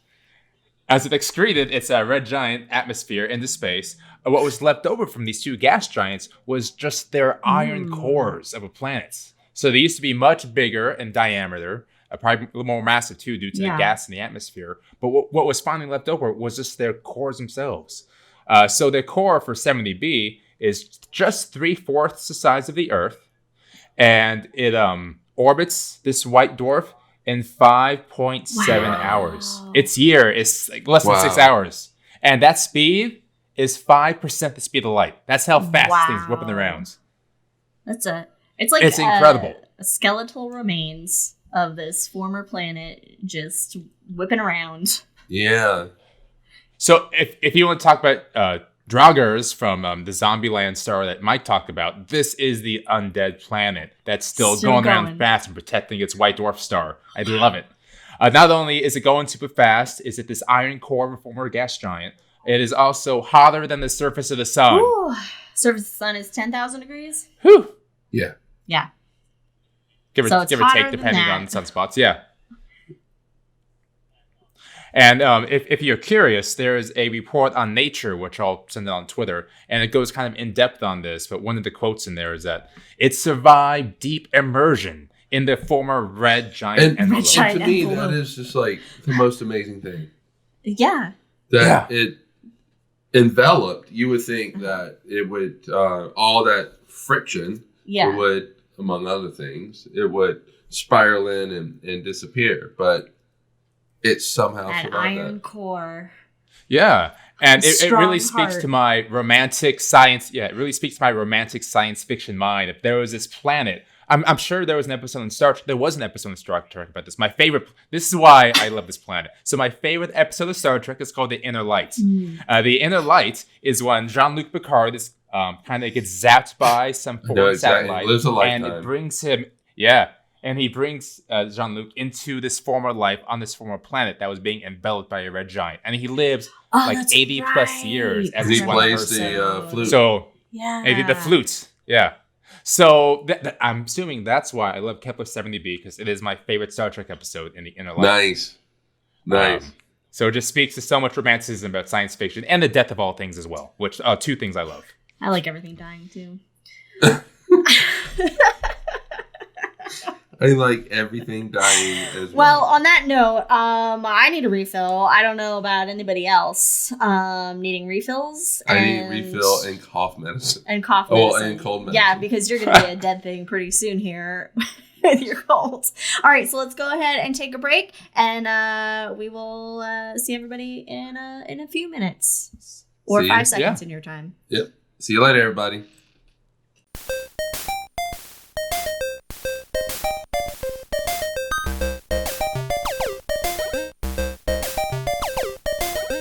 All right, and we're back. We're back. We're back.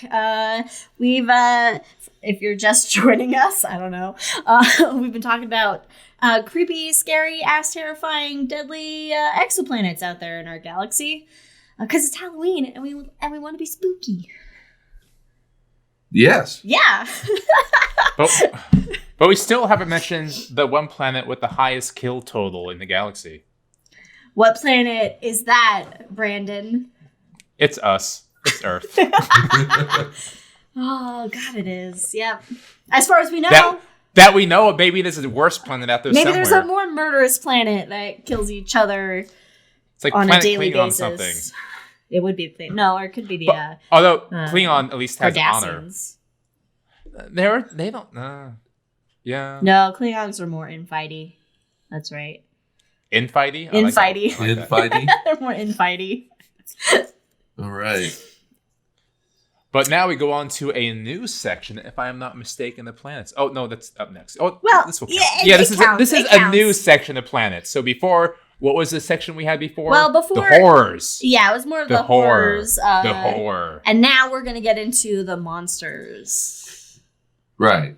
And Mike's gonna kick it away with Wasp 12. scary. It Well, actually, wasps. would kill me. That's true. So, yeah. Fucking monster. What's its monster name? Wasp 12. Monster Mash. No. Thank you. It's a stinger planet. That's all I wanted. All I wanted was you to be like, Monster Mash. It did the mash. The monster.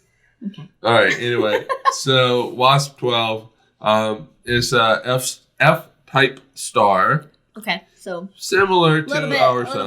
bit cooler, Um, temperature-wise. yeah, it's a little bit bigger. It's actually a little bit hotter than our sun. I thought. Oh, I'm Will thinking be K. a fine. I'm thinking K. It's a little bit bigger. I don't yep. know my alphabet. It's about 1,400 light years away in the constellation of Origa, the Charioteer. Oh yeah. In the planetarium, his drawing looked like a guy holding a baby goat. He was because And I didn't know why he was holding a baby goat. I think he did stuff with goats. Wait, no, he didn't do stuff with goats. He climbed the mountain with a goat. He climbed Mount Olympus with the goat. Oh, And that's I don't know why he had his goat, but he climbed it So with his he goat. did Okay. stuff with goats. he did anything with a goat. I didn't mean anything sexual. I just Yeah, goats are neat. Baby goats are neat. Other goats They're are creepy. adorable. Baby goats are super cute. Yeah. So anyway, Origa.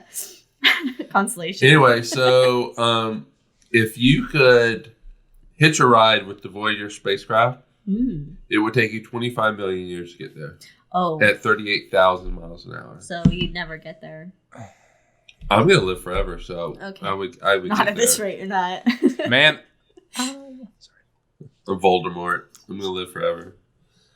Well, at some point later in a different episode, I want to figure out what our galactic Horcruxes would be. Oh, that's a good.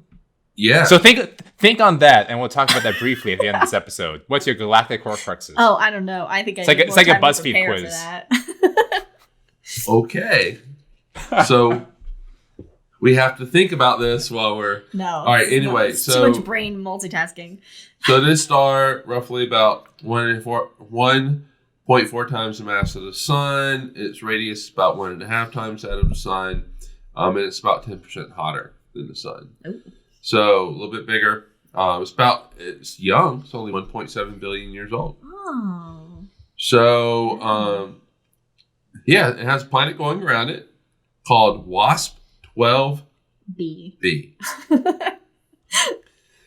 You know, if there's anything about astronomers, they're consistent. But it's just not a sexy name. But anyway, this planet was discovered in 2008. It's big compared to the Earth. It's actually bigger than Jupiter. Oh.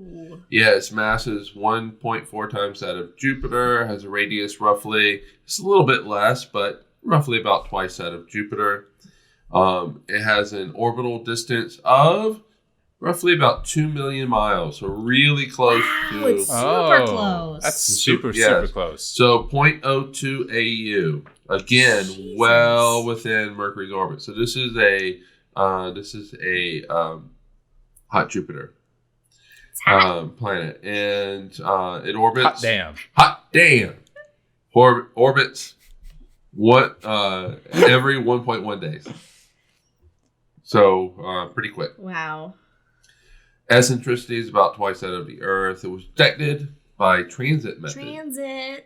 Was it Kepler or just? No, not. 2008, so a little before Kepler. Yeah, the Super WASP Planetary Survey. Oh, okay. It's in the name. I actually would have answered that. WASP. Yeah, I got a little bit ahead. Sorry, I was excited. One bullet point ahead. Discovered on April Fool's Day, 2008. Did they joke it? Were they like, we discovered this? And they're like, April Fools. And then the next day they're like, we were just kidding, guys. We actually did discover it. So I want to point out, for those of you listening, we've kind of reached a tipping point to where we're going to have a lot more fun now in this episode. Now is when things are kicking in. Like cough medicine. So a lot like WASP 12b that absorbs 94% of the light, we absorb 94% of the alcohol. Yes. Yes. Except I had not mentioned yet that it absorbs 94% spoiler, of the light. Brandon, spoiler. Man, we're a bunch of socialists, man. We share bullet points. You freaking stole my thunder, man. All right, so water vapor was detected in the atmosphere of this planet, but it is one of the driest atmospheres for exoplanets that we know of. So there's water vapor in the atmosphere, but not a lot. You know, I never thought of like the gas giants' atmospheres being like dry or wet. Neither did I. You know, like it's just gaseous. I never thought about the consistency of the water, the water vapor, yeah, or whatever other vapor, you know. Yeah. So, so as Brandon has said, this one absorbs 94% of its 94% of the light that falls upon it. So it is not as dark as Liz's planet. Eternal darkness. Is eternal darkness. But it's close. It is as black as asphalt. Oh, wow. Yeah, that's pretty dark. Yeah. And so it is, since it is pretty close to its star, it is tidally locked. It's also egg-shaped, so the gravity is making it fill its Roche limit. So it's that's cool.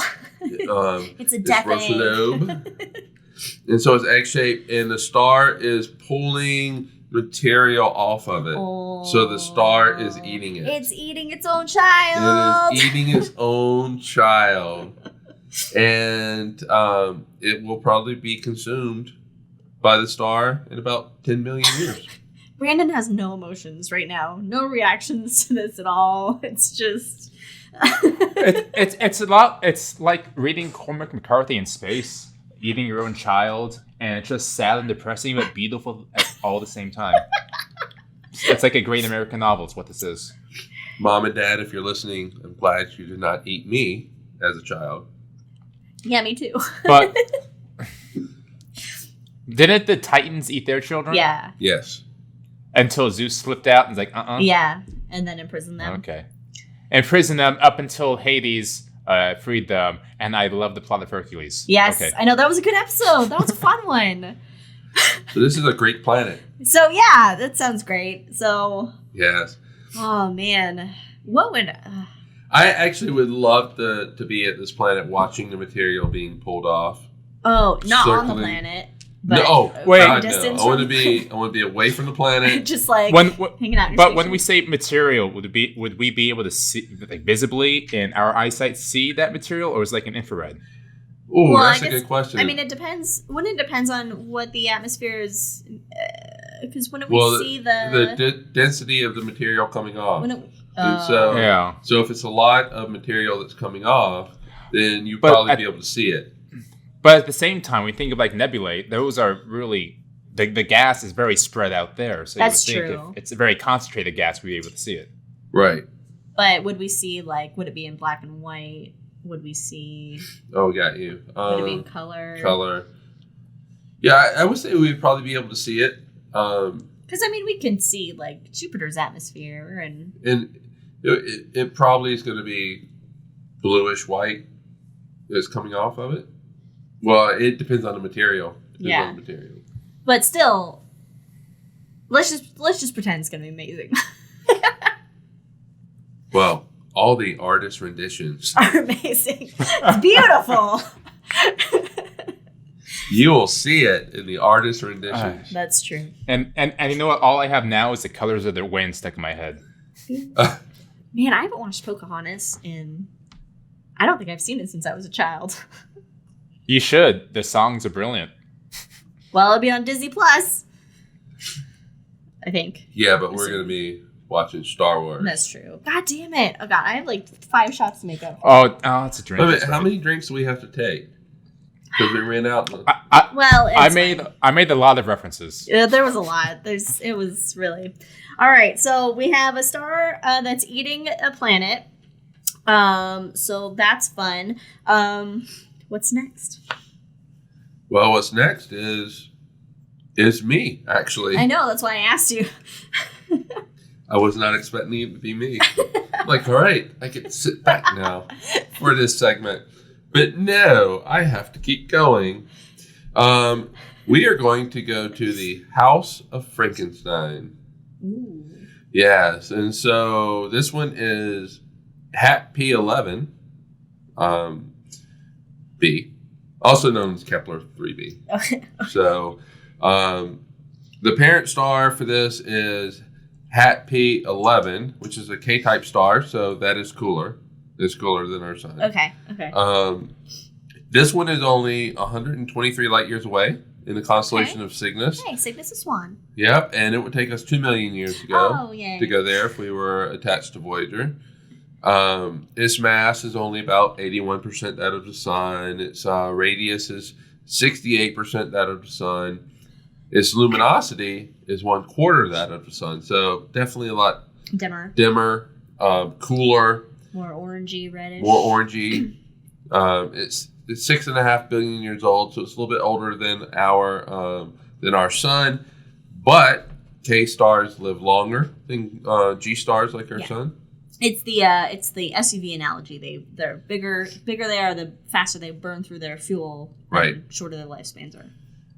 This one actually has a high rate of speed, a high rate of proper motion across the sky, so it's moving pretty quick across the sky.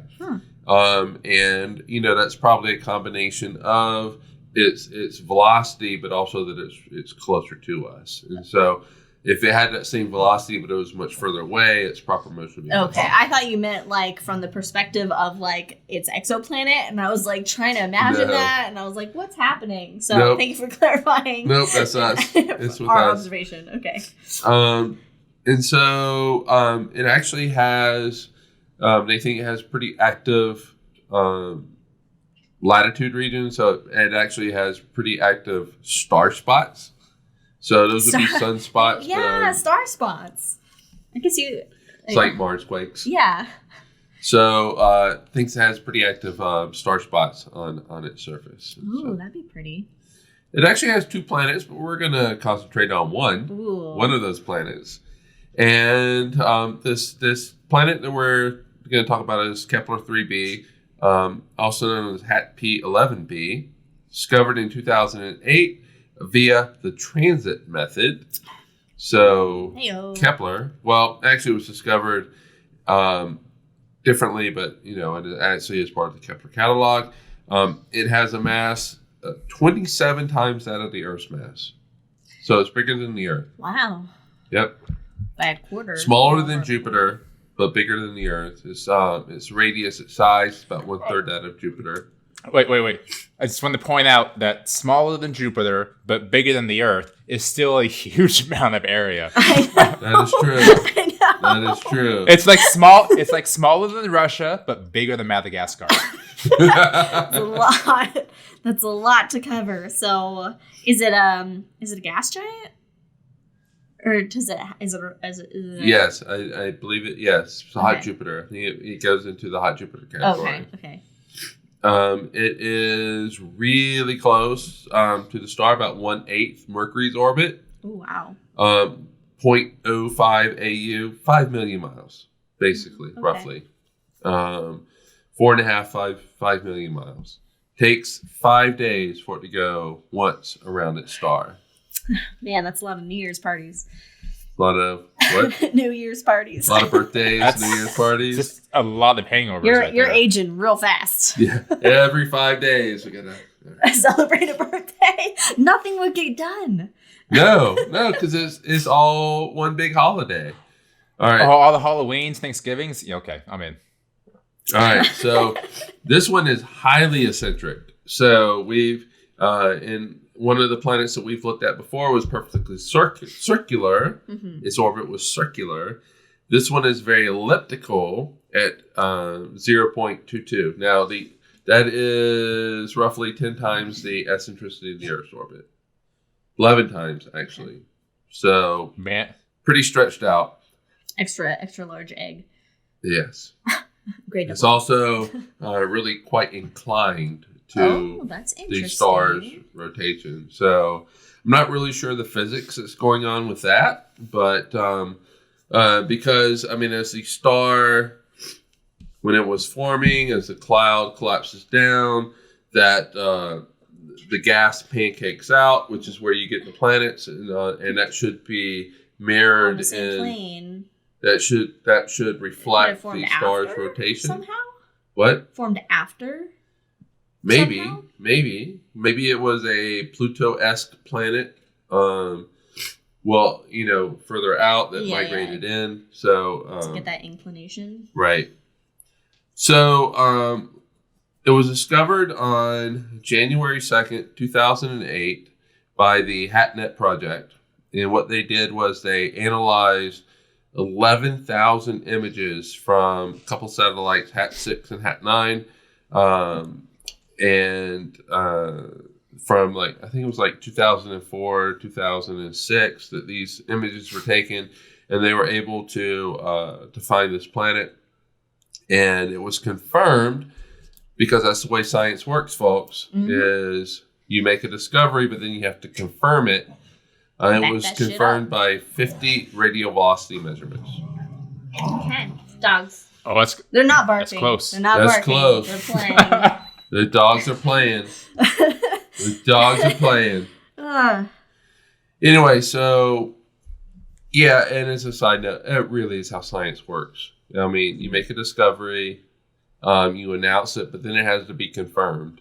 And so with exoplanets, you you announce that you have found a planet, but then you need to confirm it, preferably by a different method. It has a relatively cloud-free atmosphere. Oh, wow. Yeah. Water vapor was detected in the atmosphere. And in 2014, NASA announced that it was a weak radio source. So what is making that weak radio source? Ooh. Is it aliens? Well, that is something that you think about. It is something you think about. Especially when you say the question like that. Yeah. However, though, you have to look for a simpler explanation. What's that? Occam's razor? Occam's razor, yeah. Yes. And so, and the simpler explanation is lightning. Oh. Yep. And so there were... Lightning caused by extraterrestrials. Teslas, a bunch of alien Teslas. The man, not the car. That is a possibility. But again, you look for the simpler explanation. And so... Oh, wait, sorry, one more. It's like a bunch of extraterrestrials are running really fast in carpet and touch the same thing. It will take a lot of aliens, and you'll find out why in a second. But I'm going to take a sip, so it'll be dead air. So talk amongst yourselves.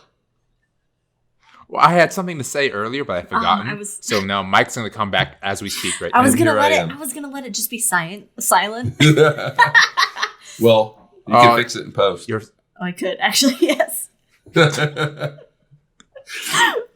All right, so there were astronomers and physicists that looked at this, and they were thinking there has to be a simpler explanation than, say, aliens. Okay, sounds pretty simple. Running really fast in carpets. Right. Yeah, and they wondered aloud, probably over drinks. Could it be lightning? And so what they did was they made. We got a little bark. Okay, There was a little bark at Jack trying to play with Leia. Little bark, little drink. And I'm gonna throw a pen. Hey. Oh, now she's gonna eat the pen. Leia. Stop playing. How dare you have sit fun? Quietly, children. I know, right? Hey, we're recording a podcast Mommy here, and Daddy are working. All right, so, this isn't a pupcast, am I right? So they asked a question, probably over drinks, over beer. For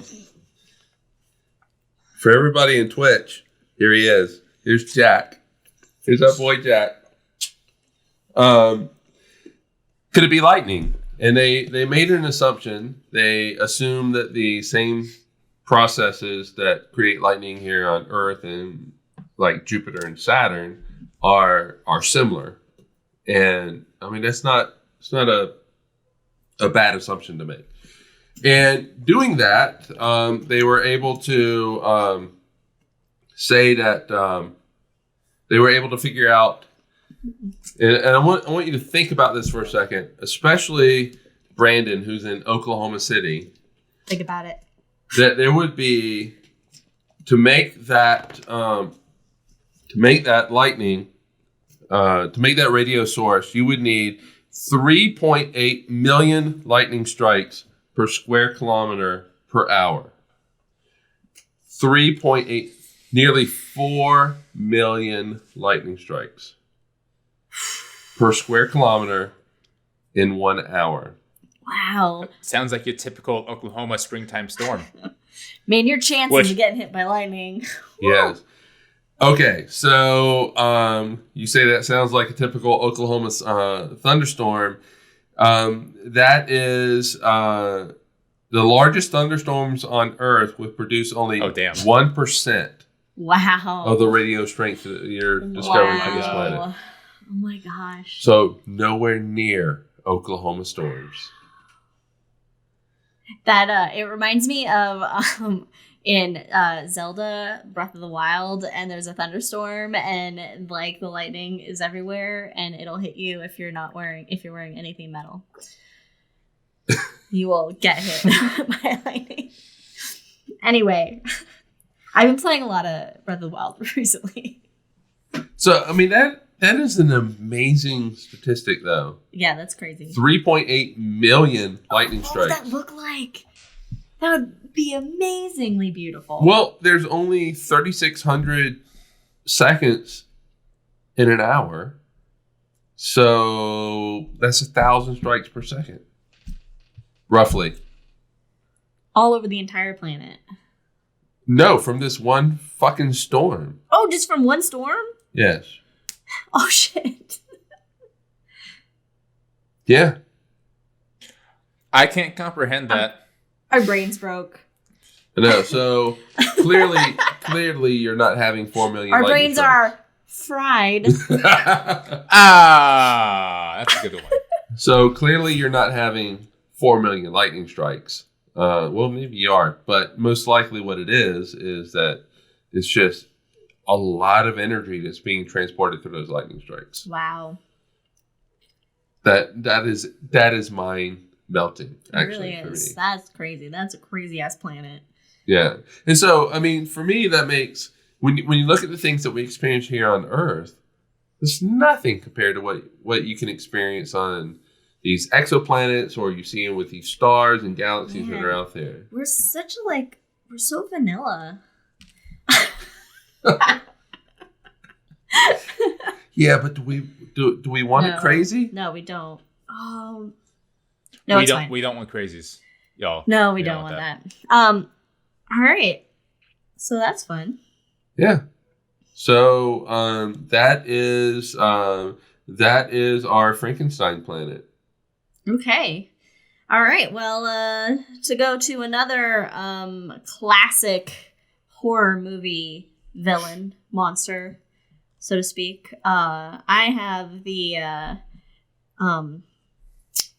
House of Dracula. House of Dracula. I wrote horror, but I'm pretty sure it's supposed to be house. I like vampires.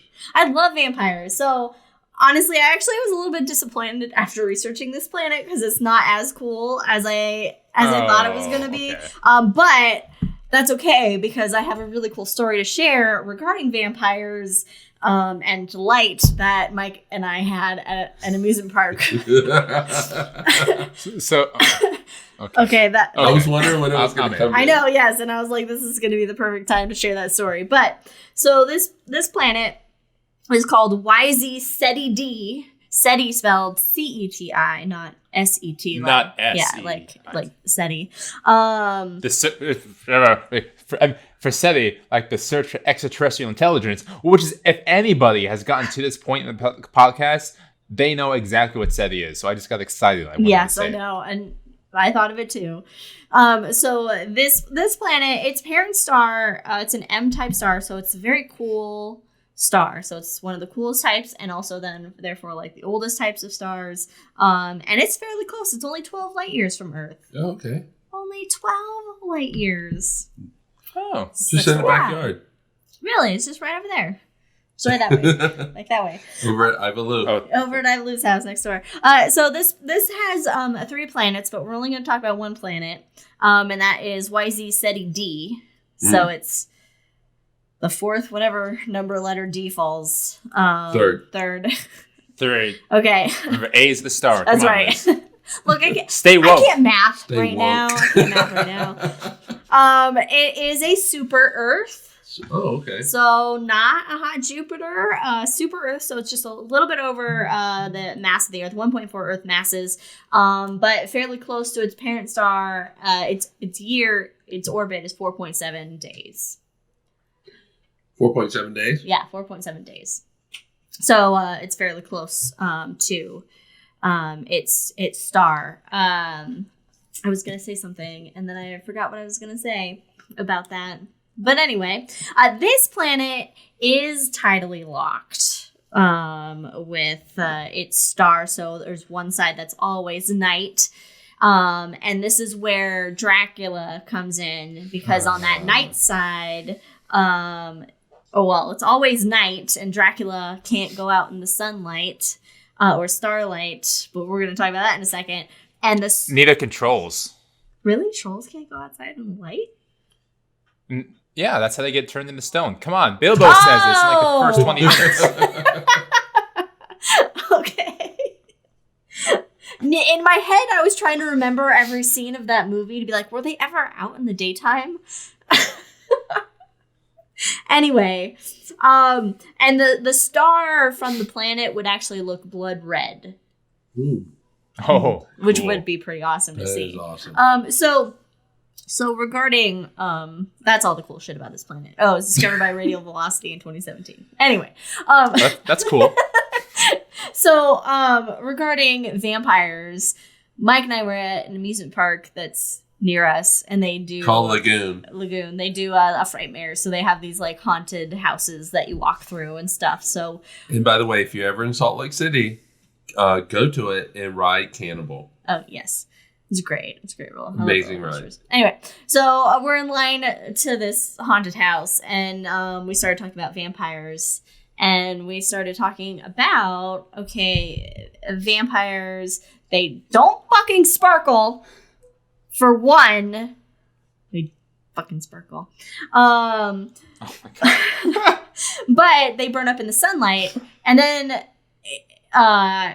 we started discussing, well, the sunlight or moonlight at night. Moonlight is reflected sunlight, so why doesn't that hurt vampires? Like if it's a full moon or something. And then it became like, well, what type of light affects vampires? Like, is it any type of light? Bingo. Is it X-ray, gamma? Is it just our sun's light or other freaking stars? lasers? Right? So, well, visible light. I mean, that's visible light. Yeah, but all of that is reflected off the surface of the moon. Yeah, I know. So it's like, why doesn't the moon kill vampires? A certain So I think the issue isn't what kind of light; it's the threshold of the amount. Right, of the light. luminosity of the light. Okay. Yeah. Okay. Is that As it? fancy physics man says. Or is it luminosity? No, the magnitude of the light. Yeah, but the sun, the moon can get pretty bright on a full moon night. It can cast shadows. It can. Much like Sirius would cast when they go supernova one day. Yeah, so then it's like, well, is that going to hurt vampires? We'll find out. Yeah. So, yeah, that's the conversation we had. Did you want to expand upon that at all? Well, no, I mean, that basically is it. But we did discuss this at length at Lagoon, waiting to get into a haunted mansion kind of thing. But and then we had to comment on just how absolutely nerdy our conversation was outside of this haunted house. yeah, so I guess the science of vampires. Somebody needs to tell me exactly what is the luminosity. What is the magnitude threshold for to get vampires to just kind of poof turn into smoke? I don't know. Yep. Pause for audio cut so I can say. I know. All I did was refresh this chat and it just totally killed Skype for some reason. Do you see us? Yeah. Well, we see you. I see you. Well, I did see you. Okay, we don't see you. Well, we don't see you. There we are. Oh, there we were. Oh, there we go. We got you. All right. So we apologize. We apologize to everyone on Twitch for that technical failure. Oh, they got to see a cool picture of Jupiter. Mike. It's fine. How many people are here? We don't. Okay. Oh yeah, I made you moderator of our Twitch channel, and then I didn't know what Brandon's Twitch username was, so I was waiting for today so I can add him as a moderator of our chat. So that's what your little symbols by your name are. Well, should I start over fun. and say, I guess somebody needs to explain to me? If you can remember all that, otherwise I can just. All right. We had a pretty clean audio until. Okay. Well, then let's go then. Okay. All right. So we have seen Frankenstein. We have seen we've seen Dracula. You know, I really want to fucking watch a vampire movie. We can watch a vampire movie with this. Wait. Have y'all seen Let the Right One In? Seen what? Oh, that sounds familiar. It's called Let the Right One In. There are two versions. There's a Swedish version and an American version. Both vaguely different, but both fantastic. Really? Okay. Oh, we would have to watch the Swedish because it's got to be better than an American. It is, but also the American is quite good. I'll talk about my vampire movie when I talk about my planet in a moment. Okay. We'll have to remember that, yeah. Okay. We won't remember. I'll remember. Text us. That sounds familiar. I might have seen that. I don't know. Okay. Anyway. All right. So we've seen Frankenstein. We've seen vampires. What else? What other monsters do we have? Oh, is this my Yes, and I was really excited because I saw what you renamed it as, and it's great. Yeah. It's great. So speaking of Dracula and, Let the Right One In, I renamed this planet. I don't remember what it was, but it wasn't good. And it didn't really speak to the planet itself. Okay. So what I did is I renamed it Trappist 1B, a.k.a. What We Do in the Shadows. Yes. Oh my gosh, I love that. I'm just going to side note real fast. Since Mike was out of town, I was binge watching The Great British Baking Show. This relates. And on one of I don't know what season I was watching, but on one of them, there was a lady that sounded exactly like the female vampire from What We Do in the Shadows. Really? Oh, she's good. Exactly like her. And I was like, why is she familiar? I was like, oh my gosh, she sounds like the comedic vampire. Wait, from the movie or TV show? From the TV show. And by the way, if you haven't seen either, please do. It's phenomenal. They are phenomenal. It was introduced to us, the movie was, last year, right? At Halloween. Because we put out hey, Facebook universe, what should we watch for Halloween? And that was one of the movies that was suggested. Phenomenal. Mm. And so it's filmed in New Zealand. It's great. And then the series is based in New York as well. It's so great.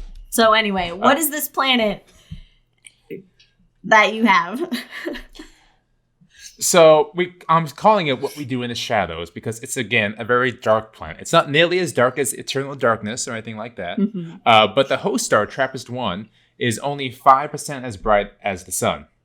And in fact, most of the light isn't even visible light. It's an infrared. Oh, wow. That's very dim. Yeah. Like from planet Earth, you can't see it. It's just this point of light that you need really fancy telescopes to see. And because it is a cool red dwarf star, it can burn for 5 trillion with a T years. That's older. That's a very long time. The universe isn't even that old. No, how old is the universe, Liz? It's 13.4 billion years old. Say it with authority. Yeah. 13.8. 13.8. It increased. I remember a few years ago. It is. It did get older a few years ago. You're right. 13. Okay, roughly 13 billion years. I was in the range. Was there. So it can burn for magnitudes of how old the universe is. Wow. Which is awesome. In fact, a lot of these dwarf planets may be around for the ultimate death of the universe. Which we can maybe talk about later. We don't know. Anyway. So this star is a 70 light years from the Earth, which is not next door, but it's like the house caddy corner from you. Yeah. It's pretty close by. Not too far. And it has 7 planets. Except what is unique about the 7-planet system is that all of these planets can fit within the orbit of Mercury. Holy crap. Wow. How do you... It is a crowded-ass neighborhood. Oh my gosh. So, we have Mercury, then Venus, Earth. All those have like 30+ million miles in between them. Spread out. But these guys are within like 20 million miles. And what they were saying is if you're on one of these planets and look up, you'll see these other planets if the orbit's right, and they'll look like the moon, but they're planets all around you. Wow. That's amazing. That would be beautiful. It would be. I want that view. So here's my question. Maybe you'll get into this. I don't know. I probably won't. Well, it references that we've talked about the habitable zone. Oh, the Goldilocks zone. Man, that's later on. You read ahead. All right. Did I? I didn't see it. You did. You're cheating. Well, then, continue. You did it to me, though, but continue. I did, because we all have good reasons to do it. So we have 7 planets in this planetary system. So B, C, D, E, F, G, H. We're going to kind of focus on TRAPPIST-1b, so the planet closest to the star. This has a 36-hour year, which is very fast, but not as fast as some of the other planets we've been talking about. Yeah, but... It's about 12% larger in diameter than the Earth, but with roughly the same mass, a little incy-beatsy more. It's like 1.3% the mass of the Earth. Okay. So it can stand to lose a bit of stuff on the side, but it's fine. It's beautiful the way it is. But its atmosphere is really thick, like Venus-like thick atmosphere. Wow. Which means it's going to be hot. Yeah, it's going to travel. And And what amazes me, it has this thick atmosphere, but it's so insanely close to the sun that these solar flares that constantly come off and tear the atmosphere apart haven't made it bare. Like, that goes to speak that I would think there's something replacing the atmosphere, because you're not that close to the sun, and you don't constantly have these solar flares stripping your atmosphere apart. In fact, I forget the exact amount, but you remember the Carrington event from like 1860? The massive solar flare that was that is the biggest solar flare on record? Yeah. Right. Yeah. So they were saying they constantly get the Carrington event level solar flares, but like 1,000 to 10,000 times the power. Oh, wow. Yeah. So we talked about the habitable zone. This ain't in it, because if you're, a bird or something, or a tiny flower on this planet, and you get hit with multiple 10,000 Carrington event level, flares, you're going to die of cancer really quick. Yeah. Immediately. Wow. Yeah, so that's the planet closest to the star, which is why, it's a terrifying, terrible planet. But when you get later on, like TRAPPIST-EFG, which is the 4th, 5th, and 6th planet from the star, then you kind of get in the habitable zone. So these are still within the orbit of Mercury, but the star itself, remember, is a red dwarf. Oh, that's right. So it's much smaller, much cooler. Zone closer. And importantly, less deadly radiation, which turns out is important. You don't want that cancer. Unless you're Mike. Right? So those planets, E, F, and G, they may be in the zone where liquid water may exist and where life may exist as well. So they're just far away, not to immediately die of terrible things. So they're very close to death if they... They're close to it. They're like just on the brink of of death. E is in the very beginning of the zone. F's kind of in the middle, and G is kind of on the far end of the zone. Okay, so if we want to put the stock in F's something, it's fine. going to be F. Well, yeah, but you want to be on F, and you want that planet to have a really robust magnetic field. Oh, yeah. Yes. Yeah, because M stars are very active, and so they're going to have a lot of flares. They're going to kick off a lot of material that's going to hit your atmosphere. Probably try to strip it off, but if you have a thick atmosphere, you have a good, robust magnetic field, it can carry those charged particles away from you. Right. Why are M stars so active? What? Why are M stars so active? I don't really know why, but they I'll have to Google it, but they have found that the M stars tend to be a lot more active with like flares and that type of thing. They're just kind of crotchety, onerous old men. We're gonna live forever and we're gonna be angry about it. But fair enough. The thing about flares, if you don't know, is that they send out a lot of charged particles, and those charged particles can hit the atmosphere. If you have no magnetic field, they will hit the atmosphere. They'll strip off the atmosphere, kind of like what we see with Mars and Mercury. Mercury, yeah. And so if you have a magnetic field, it protects you. It hits the magnetic field, and for the most part, those charged particles get deflected around, say, the Earth. Now, the really awesome thing that I'm hoping happens in late November is that some of those charged particles will hit the atmosphere and create northern lights. Oh, yes, that's right. So I say that because or the southern lights, if you're in the southern hemisphere. Yeah, for our friends in New Zealand. Aurora Australis. Yes. Very good. I wouldn't be able to say I that. know, I got it. Right. So I'm hoping that, was it F actually has a really good, thick, really robust magnetic field. Which even at that point, even though you're in the middle of the habitable zone and you're a good-sized planet around a small star, if you were to pluck the Earth down to where TRAPPIST F is at, let's say Earth has a magnetic sphere of 1. Let's just call it 1. You would need a magnetic field about 5,000. Oh, shit. Right. And Earth has a really strong magnetic field as it is. It's no Jupiter. But Yeah. Jupiter is also the rest of the solar system after the sun. Yeah. So it's extraordinarily unlikely that TRAPPIST F has the correct magnetic field to host life as we know it. Right. But, there's always the option of life as we don't know it. X-Men. That is a perfect statement. Life as we don't know it. Exactly. Yeah. Exactly. Awesome. Cool. So let's not go there. We can go there and look at it.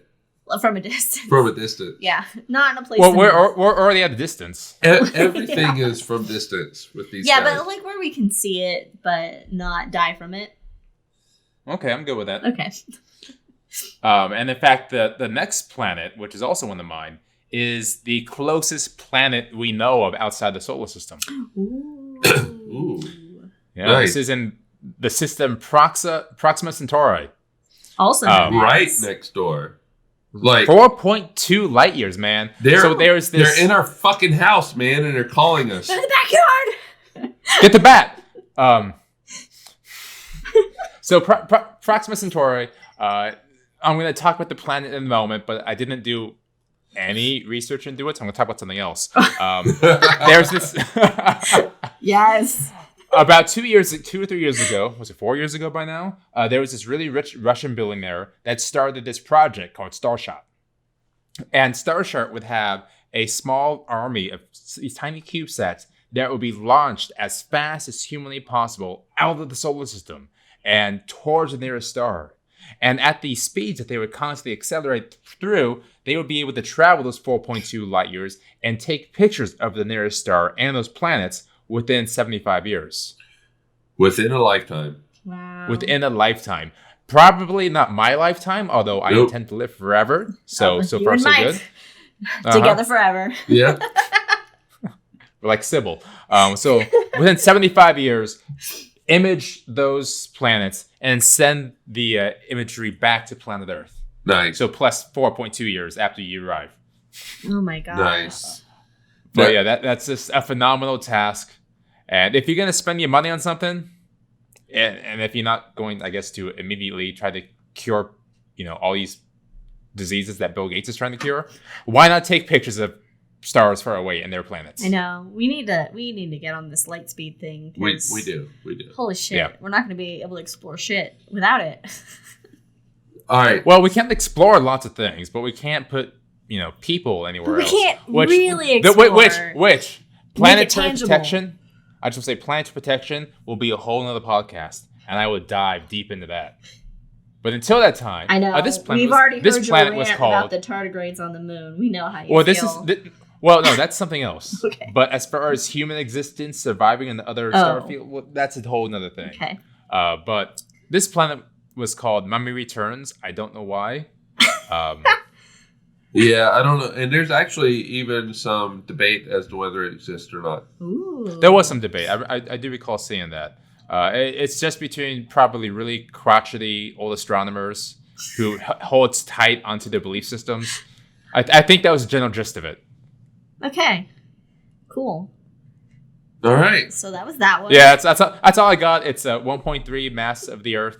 It's about Earth size, but it's here 11 days. If it exists. If it exists. Well, and I was going to say, do mummies exist? But they do. Well, we also talked about the imaginary companions earlier on in this show. That's so maybe true. it's an imaginary companion. That's true. Which we all need from time to time, honestly. I think so. I mean. But now it's time for the final planet. Is it the final one? It is. Okay, so I had to choose this one because it's named after an amazing movie, one of the best movies, Army of Darkness. I Nice. thought that's why you chose it. Yes, it's exactly. I love I love Army of Darkness, The Evil Dead, Sam Raimi, Bruce Campbell, Autolycus, King of Thieves.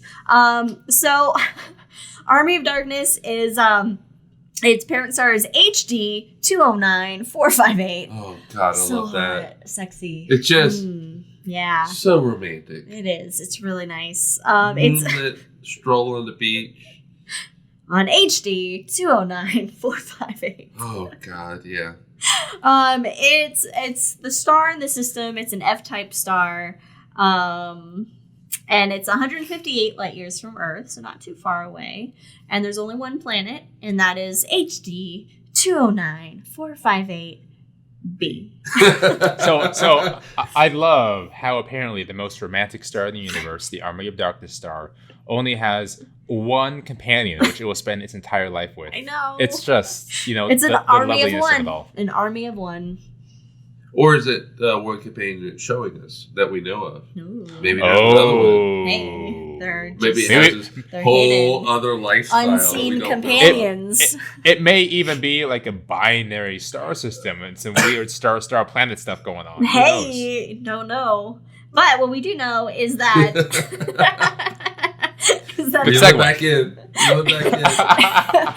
the one planet was this actually one of the first to be discovered spectroscopically. And so it was discovered through infrared light detected by the Spitzer Space Telescope. Ooh, Spitzer. I know, which its mission its mission is ending soon, apparently. Oh. So almost R.I.P. Spitzer. One of the great telescopes. Observatories. Yeah. Yeah. So the temperature on this planet is 1800 degrees Fahrenheit. So cool. There you go. Yeah, gotta bring a jacket. It is a gas giant. It's gonna be a hot Jupiter, I'm assuming, or a warm Jupiter, maybe. Since it's 22 times the mass of the Earth. It's probably a toasty Jupiter. A toasty Jupiter. And it's nicknamed Osiris. Ooh. After the Egyptian god of the dead. That's fun. I like that. And that's because it's being destroyed by its star. So you talked about one earlier that was being eaten by its star. This one as well. But read the next bullet line, like, dramatically. It is having its flesh ripped from its bones. There we go. Dramatically enough. So it's evaporating. It's losing basically 100 to 500 million kilograms of hydrogen atmosphere per second. Oh, that's a lot. A lot of atmosphere is being blown off this sucker. There's also carbon and oxygen in the atmosphere. Blown away? Yeah, it actually has a tail. So, all right, so it's being blown away. It's being blown away. Not pulled in like no, it's being blown away. So this planet, this gas giant, is basically being evaporated by its parent star. That it's being stripped of that atmosphere. It's being blown away. It has a tail that is 124,000 miles long. Wow. And that is really cool. I know, right? It's really cool. Basically, it's gonna be destroyed. I know, but also think about that. There is so much atmosphere that it can lose between 100 to 500 million kilograms per second. And I know, I spelled million wrong. But 100 to 500 million kilograms per second, that's a lot. It's a lot. That is a lot. It's like at 35,000 kilometers per hour. Yeah, 1 kilogram is what? 2.2 pounds? It's like 1 kilogram. It is fucking 1 kilogram. I didn't think to translate this to American. To American. But I think it's about like 2.5 pounds. That's a lot. That's a lot. I mean, and then you multiply multiply that by 100, atmosphere, like, it's not, I mean, you need a lot of it to have weight to it. Right. To feel that weight. So, yeah, it's gonna die. Any comments on how long? Oh, no. Not that I saw. 2 years. Yeah, I don't know. I mean, it's got a lot because it's a gas giant, but yeah. So that's amazing though that we live in a time, and it's all random, but that we're able to see like that one planet in 10 million years, it'll be gone. Yeah. This planet will be gone. Saturn's rings probably are a just we're lucky enough to see it right now kind of thing. Oh, yeah. Imagine everything we've missed. I know, right? But there's also that quote, too young to discover the Earth, too old to discover the Earth, too young to discover the planets, or something like that. Shit. But it's not true at all, because we can now understand planet Earth better now than ever, and we have the opportunity to explore and find out all these amazing things about the stars. Yeah. And I love it. But now imagine all those people that never knew that there were other planets in our own solar system. I know. Right? But imagine also the things they were discovering themselves at the same time. It's a never-ending loop of discovery. It's like it's always the age of discovery. I guess it is always the age of discovery. It is. I think we'll never stop discovering stuff. No, and don't believe the people that say that we are close to understanding. Not every answer is in a single book. Well, we say that too. I'm gonna segue us here to our final topic. Oh, segue, please. We say that we can never understand everything, except at some points, all the galaxies, most of them, are rushing away from us at an incredible speed. So yeah, I say most. Some are coming towards us. Well, we've eaten others. Others will eat us. That's just how it works. But eventually, the galaxies will have rushed so far away from us that we will no longer be able to see any evidence they ever existed. Oh, yeah. And then if you look further down the line, somehow the universe will end, one way or the other. So I kind of thought we'd wrap this up with how we think the universe will end. The end of all things. The end of all things. I'm glad I'm here with you, Samwise Gamgee, here at the end of all things. Nice. Oh, Sam. And then the Eagles pick us up. The Eagles. Eagles could have fixed this whole shit from the beginning. No, they couldn't have, because they have their own. No, what's they more important, the guys. survival of Middle Earth or their own inside drama? They would survive just fine. Well, then clearly the Eagles are heartless, self-involved little shits. Aye. Just like the elves, just like the rest of the dwarves. This was up to men. This was a fight of men versus evil. It was up to Sam. Sam is the only one. You're right. Anyway, so we can actually pour a little water. So after the show ends, we're gonna get into this, but we're gonna wrap this up now at the end of the universe. Well, so Liz, as a side note, if you ever pick me up and drive me to the airport, if you want to have a conversation with me, typically I do not like that, but have a conversation with me about the Lord of the Rings. I got picked up to go on a trip recently, and the driver starts talking to me as I'm texting my wife, and as I'm texting Liz, and all I could do is go, "Oh, motherfucker, he's goddamn talking to me." Texted me, and he was like, "Oh, why do people always want to talk to me?" Yeah, and then he says something about Lord of the Rings. And then we had the greatest conversation. Immediate love at first ring. I know, right? From Ogden to the airport, which is about from the Shire to Mordor. 25 minute drive. Yes. And love at the ninth ring, yeah. Yeah, it was a conversation about how he reads Lord of the Rings to his kids, and how I know, right? And how his mom read it to him as a kid. He has not seen the movie Tolkien yet. I saw it on the flight, but yeah, well, I had to. And Liz looks so disappointed, by the way. But I want to watch it again. So that's my side note. Thank you. Thanks for sharing. Thanks, Mike. I don't know how the universe is going to end. What is the most prevalent hypothesis? So that's probably gonna be the big freeze at this point. Freeze. Yeah, it's a big freeze. So entropy will eventually run out, and the molecules will stop moving. No energy will produce, and everything will die in the cold. Yeah, dark I'm with that. I'm with the big freeze, the big just emptiness of nothing and cold. So for Yeah, the longest time it was between the Big Freeze and the Big Rip. Oh. Well, remember the Big Rip? Well, before that, it was the Big Crunch. Oh, I love the Big Crunch. It's even better. I mean, that what sounds was the Big Crunch? So the Big Crunch, really cool. The Big Crunch was that Like the universe had enough mass to stop the expansion, reverse it, and everything collapses in. So Big Bang in reverse is That'd be kind of cool. That would and then it would fall back in on itself and expand again to the Big Bang. Right. It's like it's very like an endless accordion. Very Hindu. Man. But yeah, which is I nice. like that. That's fun. But no.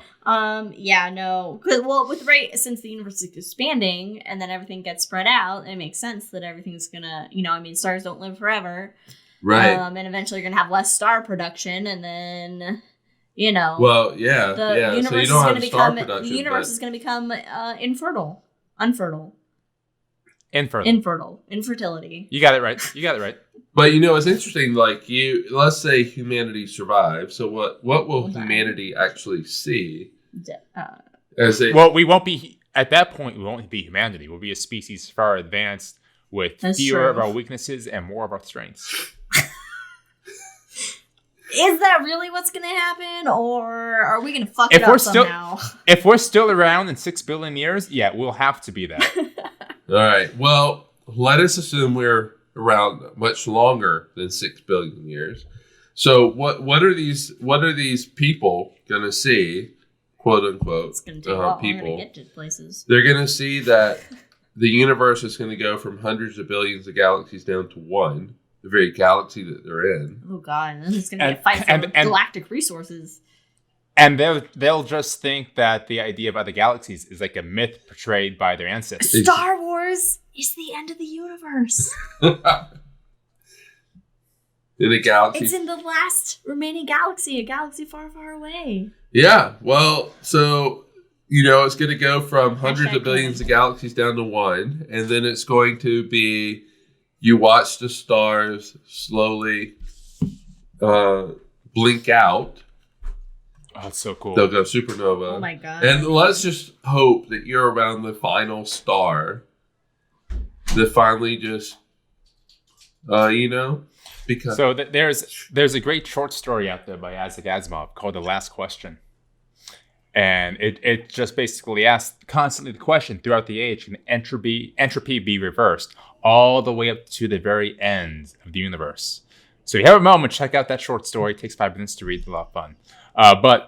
So the way I think the universe will all end is that somebody unplugs the simulation and we wake up. Of course. Of course you did it. I like it. Oh man, that'd be a trip. All right. That'd be fucked up. That's the most fucked up way for the universe to end. Right, yeah, and that would be quite spooky and quite scary, as was the theme of this podcast. That's true. All right. Well, that was a great podcast. That was fun. That was. Yeah, good times. Do we have any idea of what we're talking about next time? We do not, but cool. I do know that at the end of December is Star Wars. That's true. Star Wars. Yeah, so you can come back then. We may have a special guest on next time. We'll have to see. Oh. Okay. All right. Well, there we go. All right. Well, thanks everybody on Twitch for checking in, which is just Brandon and Mike. Thank you for checking it out. Thanks for all those questions. It's great. Absolutely. This will be up Love the fan base. This will be up on YouTube, edited a little bit down and stuff. But thank you for listening, and we'll see you next time. All right. Bye, everybody. See ya. Bye, everyone.